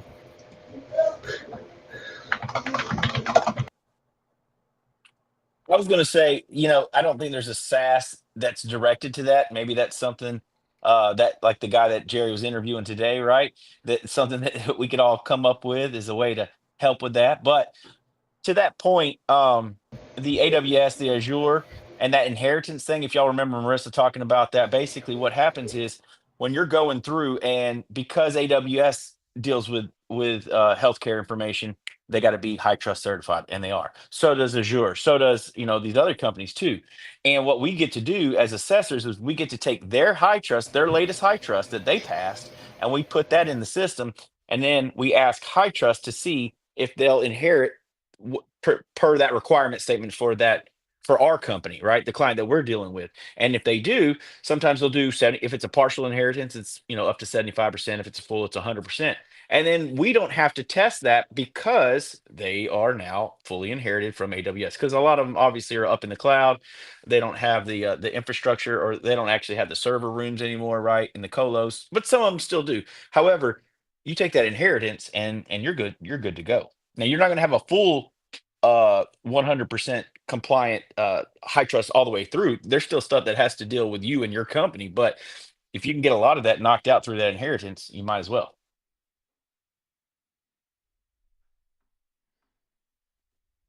Straight facts, homie.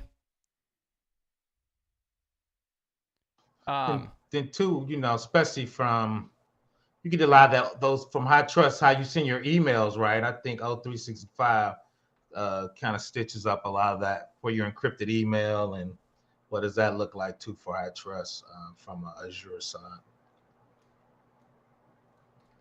Hey, wait, sorry, PBO. Were you asking me a question or were you just making a statement? I apologize. Both. I was making a statement. I was going to chime in and let you tell me if I was right or wrong. I'm make you the SME in there. I just dipped my toe. No, So, what's your thought on it? What's your thought on it? Say your question one more time then for me. I apologize. No, you good. From the email perspective, HIPAA and HITRUST talks about encrypted email. I think Office 365 from Azure kind of gets that locked up, and they give you, I think, the HITRUST certification. But I think you got to upgrade their email. There's some special stuff in their email, because I know encrypted email to patients and stuff is a real big thing. I think Office 365 had that covered. If you pay the next level up, I don't know if you looked at that. If either one of y'all looked at that. I mean, you can always make things happen with more money. Facts. Well, it makes me skinny and sexy, but go ahead. That's a whole nother show, though. That's a whole nother show. Go ahead. Whole nother show. So PBO, I'm curious. I mean, so just because I have an encrypted email, right? So this is my thing with Proton. I love Proton, but just because I have it encrypted, if you don't have it on your side, it's useless, brother. You know what I'm saying? Yeah, so, but when we bought it, what we did is, when you did email, it shot them a link. They never shot you email. They would actually go into a web browser. Okay. And the web browser would upload and encrypt it into the email. And I think that's what Office 365 does. So if you got a Gmail, it's going to send you a link, and you're actually going to get a web page to deal with them and their Office 365 thing for that upgraded price to make sure you are HITRUST certified. Yeah. What's going on, Chris? Chris, like he hit the lottery. I just wanted to mention this out. So I'm not sure what that's in reference to, but yeah, no, we're still sticking around. I mean, maybe we'll stick around later today. I don't know. We'll figure it out. But yeah, we're still running. No justice, no sleep. All right, squared. Keep going. GRC Mafia. We up. To that point, the email encryption. I haven't run into that issue with HITRUST yet, but again, some of that's possibly and probably going to be partially inherited, like we said. So again, you got to take advantage of it. You're spending that much money on HITRUST. You're definitely going to want to make sure that you have that inheritance. Oh yeah. As I say, I can grab your LinkedIn. Oh yeah, I appreciate it. Yeah, please feel free to hit me up on LinkedIn, and if you just say GRC Mafia, you don't even have to write more than that. But sometimes when you get those dead drops and people don't, they're like, "Oh, I'm friends with 12 other people, and I will try to sell you a cert." They don't say that, but as soon as they become your friend, they want to say, "Hey, are you interested in any certs?" I could get you the CISSP, and you don't even have to take the exam. Oh my God, I get that. Yeah, because once you're connected, it's free to send you a message. Oh my God, I get that every day on LinkedIn. From a certain country, I'm gonna be nice. A certain country, I always hit me up with if you pass, then you pay after you pass. I'm like, y'all don't even know me. I could pass and not pay. You don't know me. I have workers from that certain country, and they help us a lot. So facts, 100%. But I almost said something about H1Bs, but I'm gonna stand down. Go ahead, my bad. I had to catch myself. Somebody else, I saw Chris put a comment in there. I don't know. Again, Misty Out is just rolling with these comments. Appreciate it. Brexy wrote a comment about the PCI DSS because they essentially use companies like Stripe to do their credit card processing. Right. Well, I do PCI DSS as well. I'm not a QSA, although that's one of my goals. The point is that with PCI, even if you're small, like I do a lot of clients that everything is outsourced. So we can do which is called like a SAQ, which is called a self-assessment questionnaire. And you could do A, D, B-dubs knows what I'm talking about. But if you're a merchant, that's one thing. If you're a service provider, that's another thing. But I have a client, I can't say their name, but I'm doing a rock for them. And good Lord, it's not as much fun as just an SAQ is. But a lot of those companies, though, if they What's a rock? Report on compliance. There we go. Sorry. There you go. You had me thinking. I was like, come on now. She's trying to test me. You saw that PBO? She was testing me. I am testing you. On the spot. I know there's other people that, what is a rock? You're right. No, 100% B-dubs. I'm sorry. We're not supposed to give out acronyms without telling you what the acronym is. We do that in our business, and I apologize. You're right. So that report on compliance, and that's why I said the SAQ is a self-assessment questionnaire, which you can fill out yourself, but they pay us to do it so that we'll do it right, and we'll drill down into it. But it caught me off guard, B-dubs. Look, she done turned off her video, too. She's laughing over it no. wasn't focused. I had to restart it. Oh. But yeah, I think I like PCI as well because it is also prescriptive. I like these prescriptive things, PBO. I don't know if you heard me earlier, but my military background is it was black and white. But when I got out, everything was gray. Yeah. And so I do a lot of SOC 2 testing too. And there's, oh man, I mean, it's just gray. Like, well, we don't really do it like that anymore. So we're going to change our control language to meet what we need. And hey, it's yours. Those are your controls. We'll adjust accordingly, of course. But I hate SOC 2 type 2s. I'm really brutal on those. The reason why is I think clients pay people, not specifically you, then they leave out a lot of stuff they're not compliant with. So every time I get one, I'm like, where's the damn database at? And I it's start the asking, scope. I It's know, the scope. They just changed the scope. I What? know. And I think that works, but I'm seasoned. I'm like, I know it's in the database somewhere. What's your database? And that database have all these holes in it. I'm like, dude, yeah, as they say in the jet lingo, y'all playing in my face. I don't like that. Y'all playing in my face. So that's why I'm not. When I see SOC 2 type 2, I just roll up my sleeves. I like, yeah, we about to really dig into this. I'm gonna take it personal. Yes, you can change that scope. What is it that why am I dropping on names? It's just it's late for me right now. It's been a long day. Barricade Cyber. Eric Taylor. Eric, thank you. I do Yeah, apologize. Eric, Sorry, Eric, if you're listening. Justin. Yeah, Joseph. Justin. Joseph. Yeah, those guys. Yes. Eric though is the one that said, "Hey, with a SOC, you could just easily say, hey, I own a truck, and it's kind of part of the business, and I'm gonna put the scope on this truck. So I need you to do a SOC 2 on this truck. Make sure how safe it is. All right." And that's look at there it is. And I want you to do a SOC on my truck. And is it my SOC? Is my truck secure? That's the scope. You can't touch anything else. The people processes. That's it right there. So it's just funny. I mean, I know that's in jest, but literally, many clients I've dealt with, sometimes they say, no, we're not going to use that. We're gonna do a separate one on that later. But right now, we just need to do it on this one. Hey, And Well, and that truck may be secure, but you missed the pothole in the road.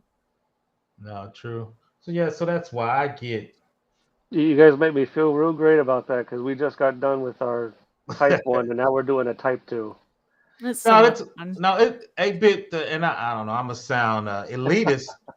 A lot of smaller guys love taking those. I work with junior guys. They got a SOC 2 type 2. They're good. I'm like, that is incorrect, young man. That's all. A lot of people take it. The companies I work for, they got SOC 2 type 2, and people take it. Now, of course, because I'm in a company, I think we're great, but that's a whole other. Yeah, the thing is, when it comes to doing all these like the audits and getting all the evidence and having to go to different department. I mean, this is like all these types of things, especially with compliance. It's still a very new area for me because usually, like I said, I've always done system engineering, networking. I've always worked in data centers, so like this whole area is still very kind of new for me. And so when I hear you say that, I'm just thinking like just from the type 1, I was like, oh. Yeah, and I came from production engineering. I programmed for 10 years before and some other stuff, web admin, DBA. So like when I look at HITRUST, I'm like, where are the checks at? Where are the? I need some checks. I'm in a Cisco router. What switch do I need? So I don't like, once again, that fuzziness. And to me, as a practitioner, I don't know. I'm just thinking that's I don't know. I don't want to say weak, but I see a lot of settings. I'm like, this is not secure, man. I don't know how y'all making this shit up, man. Well, as you guys can all attest to, because you've either taken the course, you've done the work yourselves, or something, or you're like Chris and you study your butt off on everything he can get his hands on, right? However you've done it, if the configurations, like if you could show me an example of MFA, right? And you could say, oh, look, see, we did it. But is your configuration set that everybody has to do it? Because if it's not, you're not compliant. So let's start there. Forced. A really good shout out in mentions to that is, so that whole thing went down with, what was it, Snowflake, because of they weren't enforcing the MFA. Right. And so we had Google Workspace at the time, and then silently, like 2 weeks later, Google started forcing admins on Google Workspace to required MFA. They didn't publish anything or do any PR for it. They're just like, oh, we should probably, like enforce this for admins now. And so that's a perfect example. That's typically what I've seen is MFA required for admins, but not all users. So that's a really good mention too. You know what? I And got that big fine, and Congress came down on them. So Google was like, "Yeah, we might need to tighten that up so we don't be on the news." I loved how I'm they gonna did it say, so silently. yeah, I'm gonna say two things that may not really controversial, but when people say, "I don't like that a company is making me opt out or opt in or out," or whatever the case may be, like, what? Mhm. Sorry, old man yelling at clouds, and I'm an old man, so I'm allowed to say that. But old man yelling at clouds, yeah, that's because too many numbskulls are going to do the easy way out, and now the company's lost all this money because somebody just quickly got in there because they had a pass, they stole credentials. But on the other side of that, if you don't, for a company like Google to not already have that, and then you have to click it, that's where the risk is. Now you, Chris, or your team or whatever have now opted out. There's your risk. So if you're doing a risk assessment, like you Acceptance. and you do great work. I love watching those videos too, man. But I'm sitting here thinking to myself, if you don't hit that MFA, if you it's, and Jerry goes flipping mad on it, right? And come on, man. Come on, man. Yeah, But, best but practices. Come on, people. yeah, Get on board. I go back and forth. I understand, like you said, I hate this term. You put guardrails around people, but I'm like, hey, you a big boy. If you got money, hey, we can make you spend it. So I go back Oh and forth. gosh. Because for me, sometimes I can't cut that on, but I got a mitigating control. I got some other stuff. Now, I don't think MFA is going to break something. That's probably not a good thing, but there's risk. Anytime I cut on something, I got risk, right? So I got to do some mitigating controls. But I think Congress says the risk of not having MFA is greater than, forcing it. So that's my thing. I don't know if we should force people to do stuff, even though it's for the good of the nation almost now. Hell, so Common sense is not always commonplace. Remember that if you didn't already know. And that's why sometimes we have to help people get what they, what I can use so many different metaphors I can think of, but sometimes you help them get to, I'm glad we had MFA. Because the first time that somebody gets stopped and MFA stopped them from stealing your credentials, like, oh, thank God we had that in place. Oh yeah, I've seen Or, that helped. I've seen that Or helped there's a the couple offset times. when you don't have it, in which case then you pull. Oh shit, I'm like, oh that's cool. Took me a while to catch that. Yeah, Oh, what but was that? What was that? Was You've that that's just was been that you? waiting to use that. no, that's Oh, his I've been sensor, waiting. buddy. That's his Oh, sensor, I'm about buddy. to. I know it took me a minute to figure out what's going on, but I don't know. Yeah, I I'm gonna think start. I think the I the got a little bit detergent's better the than John define. Strand. John Strand just mutes himself. I got a button for it now. That was a cool button, but I think the fine is the deterrent for that. So, but I don't know. Also, since we mentioned Barricade, if you guys ever see them at a conference or otherwise, they have a great little pack of stickers. Something I would appreciate for them to tell everybody, though, is that this sticker right here glows in the dark. Okay, I think that's awesome, but it would have been good to know that beforehand so I don't go walking into my dark room and my laptop's glowing. Just mentioning that part, too. Chris, I think you hating on B-dubs, man. What? On B-dubs. Yeah, Misty question here? Yeah, Misty asked P-dubs that question like an hour ago. Oh, that was Third Eye Rising. Oh shit. I think Missy yeah. asked the same thing. Maybe I'm coming on Come this on, late. PBO, we got to time that with my new button. So any tips or advice on how to deal with imposter syndrome? I strongly believe that I'm dealing with it now when applying for new roles. I mean, it's a tough one.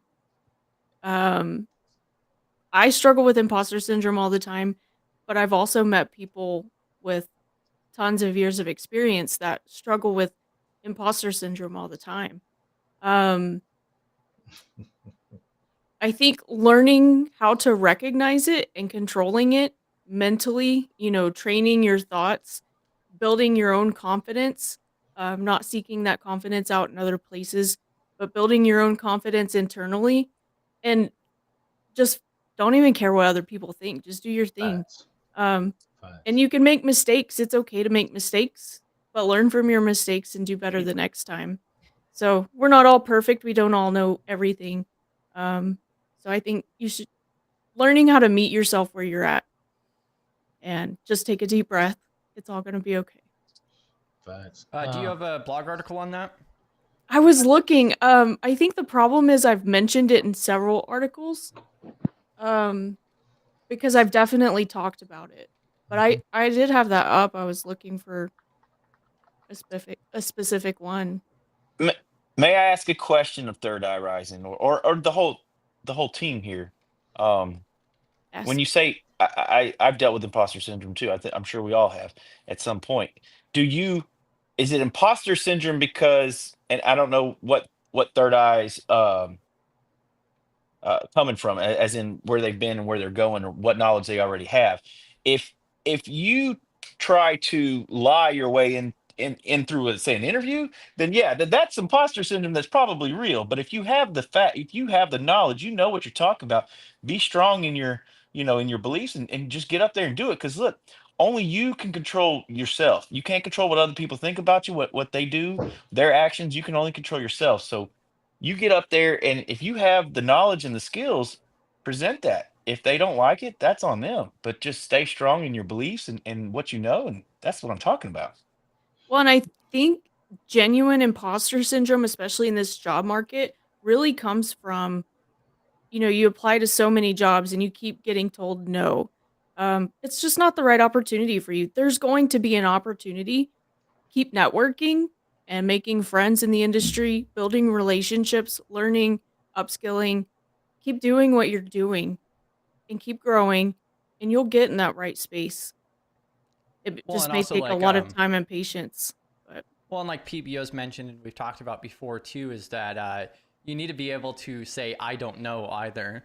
That's one of the biggest things. Like I've heard from popular influencers and so forth in the industry, people who have been around for 30, 40 years in the industry. In a conversation, they're like, I have no idea what that means.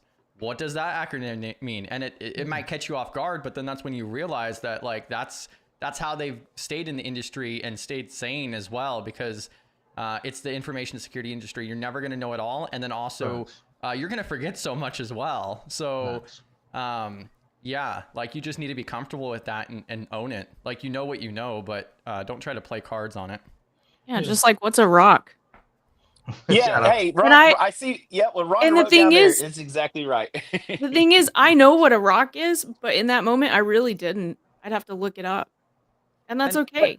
But don't be afraid to do that. Look, I was on a call with a No, client, and I was on screen like this too. I wasn't talking. I wasn't the one presenting, but I'm over here chat GPTing the heck out of everything that they're saying. DAST, SAST. Y'all know what that is? I do. Dynamic static. Yeah. Well, I didn't I'm know it I'm at first. I'm I'm a, sitting I'm here. yeah, old. Well, But that's yeah, my yeah. level. That's Developer, that's but like what, I'm code yeah. I started off scanning. as a programmer. Yeah, I'm a programmer, so I started off in that realm. But if But you're doing all that stuff and you don't know exactly what they're saying, and to B Dub's point, they're just throwing out acronyms because Mhm. it's crosstalk. Like everybody should know what I'm talking about, but no, we don't all know that. So I'm not afraid to say I don't know something. So to B Dub's point on that too, just say, hey, well, I don't really know, but I can look it up for you. I can find Yeah. yeah, out. go Well, and ahead, PBO. I know quite a few acronyms, but I don't have them all memorized. I have to it's a Google lot them all of the them, time because there's way too many to just memorize them. especially if I you go to DOD. They Oh got their yeah. own. But too, like everybody said, is this industry's changing so quick. You're not gonna know every acronym, and It's like, but too for those much. guys, as you work, especially for a consulting company, you see so many different technologies, configurations, cloud vendors. When I was at the state, we would get so many vendors. I'm like, okay, because I told everything. My thing this year is understand Kubernetes and Docker. Everybody's trying to go to cloud. I'm trying to get a little better in that. So, and two is, and I always tell people, I got a college degree. I start off in mainframes. That shit don't even exist anymore. So you got to do continuous learning. I started doing COBOL, RPG, and Fortran. People don't even use that stuff anymore. yeah, Well, and so one of the other things I wanted to mention is what I typically have started to tell people, because my first conference was Deadwood last year. And I've really noticed like what helps for me as far as like imposter syndrome comes in is conversations like we have here. So just getting out there and talking to people, whether that's a one-on-one or talking as a group and so forth. Because like my first day at Wild West, I was like, what the hell am I doing here? I have no idea what 98% of this even has to do with, especially when only a small fraction even knows what GRC is. And so after I ended up having a conversation with somebody for like 45 minutes about CSF and CIS, I was like, oh, okay, maybe I kind of sort of like can hold a conversation at least. But just asking questions throughout the conversations too. I think not only is that a great learning experience, but then also you realize like talking with PBO, talking with 8-Bit over here, talking with David B and B-Dubs and so forth. None of us know it all, and we're always asking questions on it. So I'd like to add it really on that. helps. I definitely would like to add on that because I mean the thing is, you're absolutely right. Like it's always good to reach out to the communities and everything else because not only can you learn a lot of things off there, but you'll realize that everybody knows very little about everything. And it's like one night when I jumped into the server and I was running into an issue because I was dealing with a vendor and I had to do a POC. If you remember, Chris, that I started asking the community, I'm like, man, I'm a little lost right here and I don't know where to go and stuff like that. And then you're like, and the POC that I had to do with phishing emails. And then you're like, oh, try Go Fish. And I was able to connect it to the vendor that I was talking with, and I was able to put out test fish emails and stuff like that. It ended up being great, but I didn't know where to go, and I had to reach out. And there's nothing wrong with that. There's nothing wrong with not knowing enough. And and I'm one of those people that I don't have a formal background. I got into tech late. I got into it when I was 30. I never went to college or any of that, so sometimes I have to learn on the fly on the go. And, sometimes, and when you're in that position, sometimes you look at like someone like me, you look at something that's so big and you're like, crap, where do I start? and, and sometimes that's what you got to do is you got to just kind of learn on the go, as one of my old bosses would say, sometimes you just, keep going. It's like changing the tires on a moving car. You got to keep going. And, no matter how hard it is, just keep trucking along and, you'll beat that imposter syndrome, but, and just be assured though, it will come back. But, just remember, there's always people out there that can also help you with that journey. So. Yeah.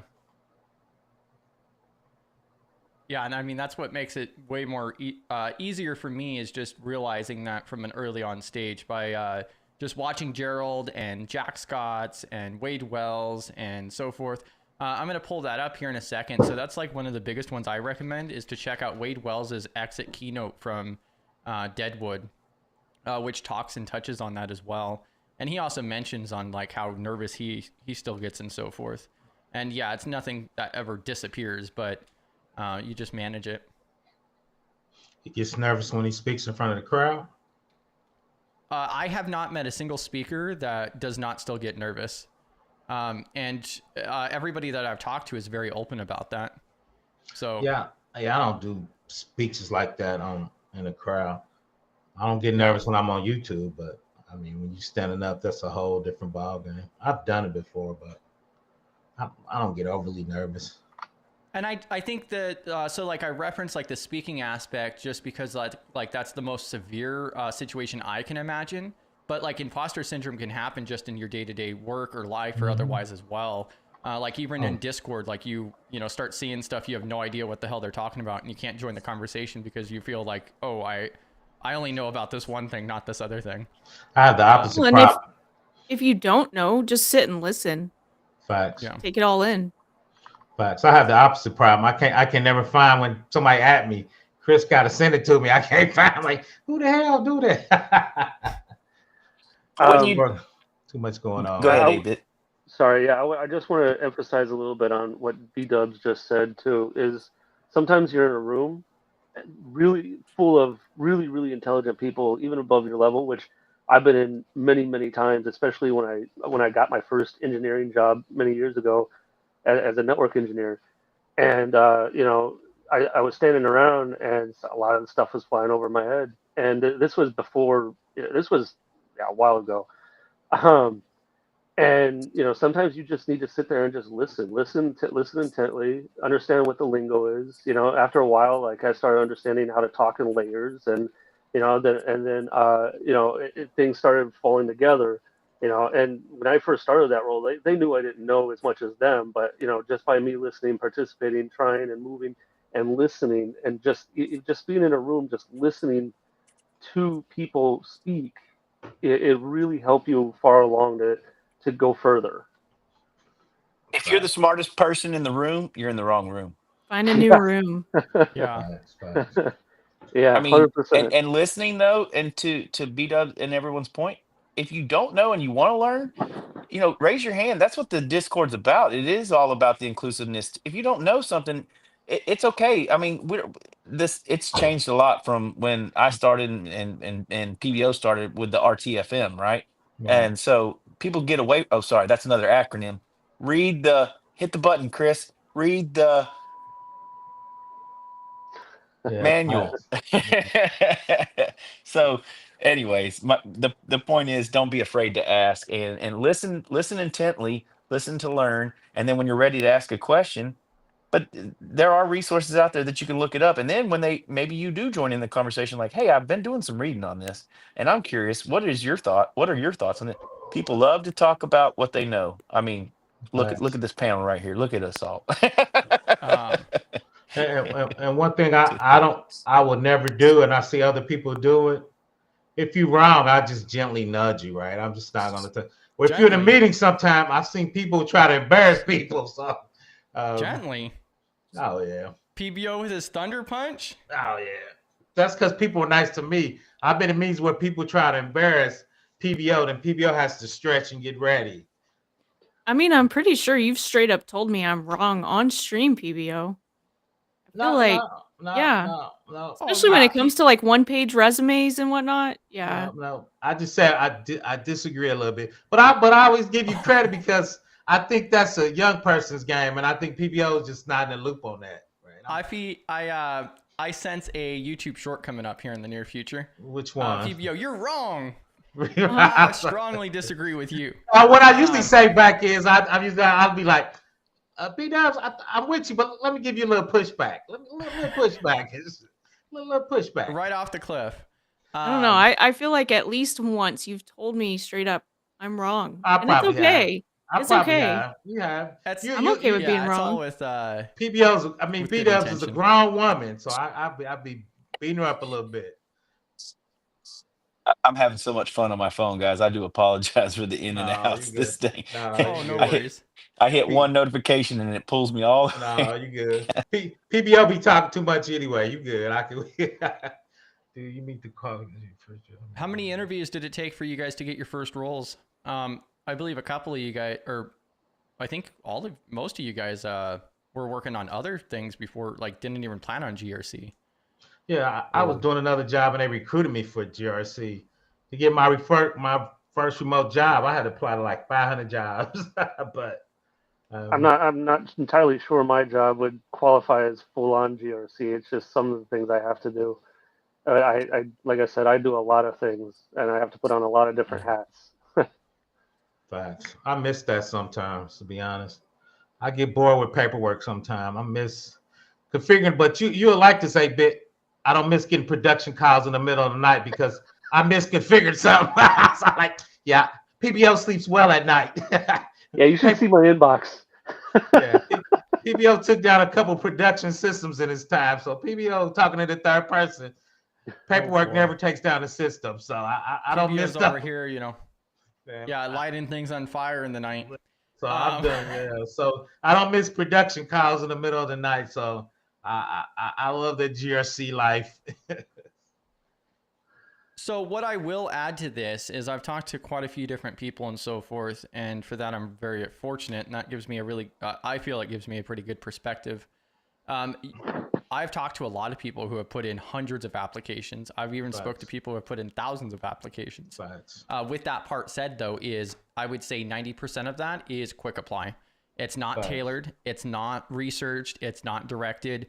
They see a job available, they do a quick apply, or they just copy and paste their resume over and send it, which is much less effective. And like we've talked about before and so forth, where you really have to kind of navigate that and kind of balance that. It's a balancing act. Like, oh, if you have a decent shot, if you feel you could really do that job, spend the time to tailor it. Spend the couple hours it's going to take to tailor that resume and really do a good job at applying and researching that company. Do follow up and so forth. Document that position in particular. But then there are those jobs where, oh, you know, I have somewhat of a shot. Like maybe I could do this job, or Facts. maybe I'll be selected for that. In which case, then you're going to spend less time invested into that. Because, I mean, that's just the fact of the matter. Not every job's going to line up. And then there are going to be positions that are, you know, like spot on exactly what you're looking for and perfect for you that you want to put way more time into. The last thing that I wanted to mention there is just like, I personally, I don't see, you know, if you're applying to hundreds and hundreds of jobs, you're probably doing something wrong. That's when you need to take a look at the resume. We have that resume review. There's also another Discord I'll drop here in a second that focuses on cybersecurity, information security resumes and assistants. Because especially if you don't get interviews, then your resumes, you're either applying to things that don't work for you, or your resume is just that bad. And that's just the truth of it. Well, and I want to add too, you know, did you meet the qualifications for your first GRC job? A lot of those job postings, they're looking for unicorns. So like for them to find someone that 100% meets every qualification is incredibly difficult. So, I mean, if you meet over half of them and you're interested in the job, then tailor your resume and apply, shoot your shot. Why not? I would quick apply, but so B-Dubs is wrong. No, I'm just playing. I know I'm wrong. It's okay. No, I think have to get a PBO hammer, you know, a No, judge hammer for your PBO. No, I think both of you are correct. I think I'm an old curmudgeon. So for me, 50% chance, that's a quick apply, right? I said over 50%. Okay. No, okay. I'm with you then. It changes. It changes. Right. Now, if I'm 70, for me to tell my resume, it's got to be 75% and over, right? So for me to, but two is everybody should have different ranges, right? I got a bunch of experience, and two, I think I get a little ageism, so I expected to get rejected for my age. So I said over 50%, but I also said if it's a job you're really interested in. So these people trying to break into the industry, then tailor your resume and try. It doesn't hurt to try. Now, if you're not that interested in it, quick apply. It never hurts. You're right. Yeah. I think for me, I'm never very interested. So at my age, I don't really get very interested anymore. So I was like, PBO just quick applies to everything. Quick apply. But the thing is, for me, and I don't know if I'll let everybody chimed in, everything I tell in my resume for, I never got. Every job I got, I quick apply.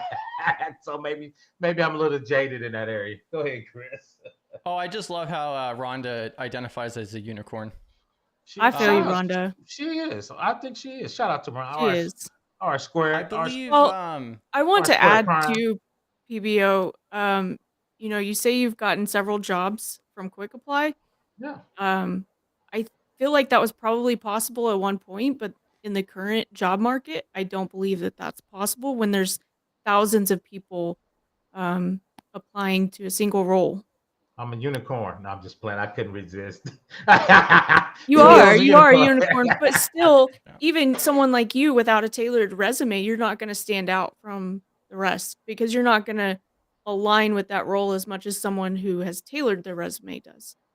Well, y'all help me tailor my resume. My resume is pretty good. Y'all help me. So but each job is going to have different qualifications. True, but different tools, different keywords. Yeah, but my breath is so deep, I cover a lot of things. But go ahead, Oh yeah, I was just going to mention that recruiter's going to see the 9 pages of your resume and just be like, nope, shredder. Shout out to Ron. I'm down to 2 now. I think I took 10 years off, so I was getting a little ageism. I took a decade off. Yeah, I think it really comes down to the balancing act. But yeah, go ahead. No, I was just gonna say, you know, I find it funny because I think there has to be a balance of everything, you know, between whether you're gonna quick apply or tailor a resume. Like somebody asked recently, like he wanted my resume because he wanted to see if I was interested in a certain networking role at a data center.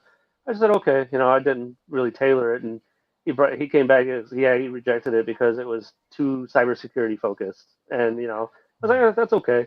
You know, but most of the time, whenever I got my work, it was through meetups and with a smile and a handshake and meeting people face to face, and that's actually how I got most of my work, most of my jobs, the old-fashioned way. Well, and adding to that, I've heard it's rough out there, gonna get in the trenches soon. But while it's rough, you can make yourself or you can help yourself stand out when you get into communities like this one and you go to even just your local B-sides and events, monthly meetups, go meet people. In person is totally different than Discord. Um, I know we all like to live in our little caves and whatnot, but get out and go meet some people, build some friendships, not just connections on LinkedIn, and you never know where that next opportunity is gonna come from. And that's how I accidentally found GRC when I really wanted to be a pen tester, but I'm not Kidnapped. unhappy about that. Pen test. So- Boo. GRC Mafia. Boo on the pen test. Yeah. And that you do actually have an article for called "Go I Make do. a Friend." Go make a friend. I'm gonna have to read that one. PBO don't have many friends. I mean, so Go we're make a still trying to friend. petition PBO to go to Deadwood this year. So the tickets are available if you guys are going. I would recommend to grab those tickets when you can. It's going to be in October in South Dakota. And PBO, you'd probably have more friends if you'd stop punching so many people. Facts. Facts. Facts. Yeah, actually, now that I think about it, maybe you shouldn't go to Deadwood. Yeah, second thoughts here. Yeah, I think we're sold out now. Yeah, so we're going to start bringing this to an end here in a few moments. But if you guys have any other questions, definitely drop those. Also, go ahead and hop into the Discord server itself. Tomorrow, we will be doing the AMA open stage for an hour at 11 a.m. Central Time, part of our 5-day-a-week streaming itself. And then next Thursday is just our open discussion, no set topics or otherwise. FinTech apply to and jobs. We do have a new process too. Let me go ahead and pull this up real quick. I haven't mentioned this yet, but let me go ahead and pop this open to show you. So if you go to our website, which we tried to make a little bit cleaner and more straightforward here, then you can go ahead and click on this little icon here for the mail to contact us, in which case that's going to open up a new form. Now, when that form opens up, you selected a different option. And so we have an option here for submit redacted resume. And so this, I believe, is just an easier process to go through and upload your resume. Because also, not next week, but the following week will be our group resume review and job readiness. Shout out to Chris for tightening up the resume. Yeah, it kind of streamlines that process.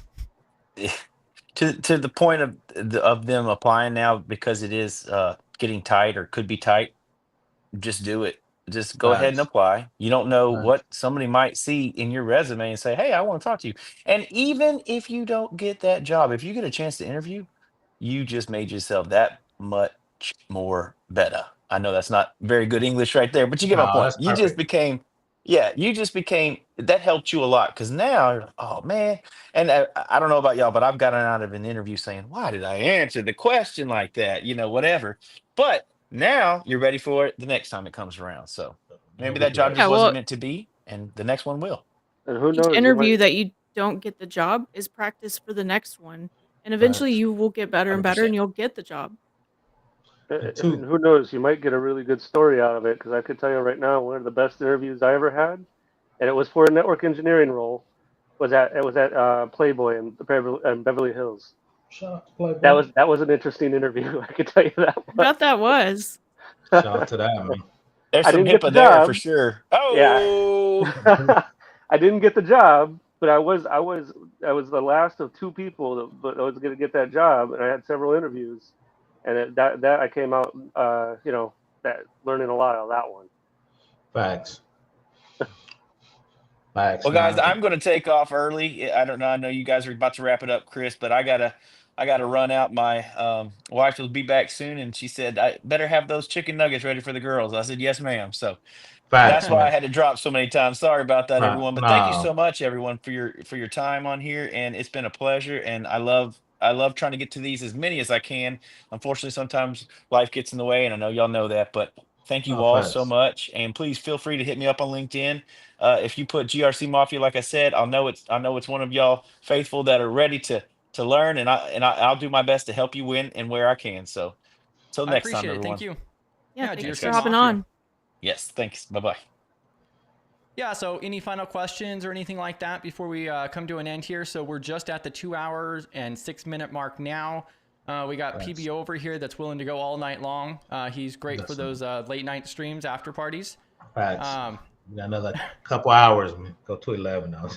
Couple hours, Couple hours. right? 4 hours deep, man. Let's get a 4-hour one in there. Help the algorithm. No, go. Are you almost done with your 853 family group series on YouTube? And then you're going to start doing AWS Labs? I actually am done. I was going to talk to you after you disconnect. I was going to do the account takeover. I think I asked you in DM, do you think I should try to do a lab for it? Let's send it. More labs, the better, right? Okay. Long story short, I did a GitHub where people were putting their tokens out there.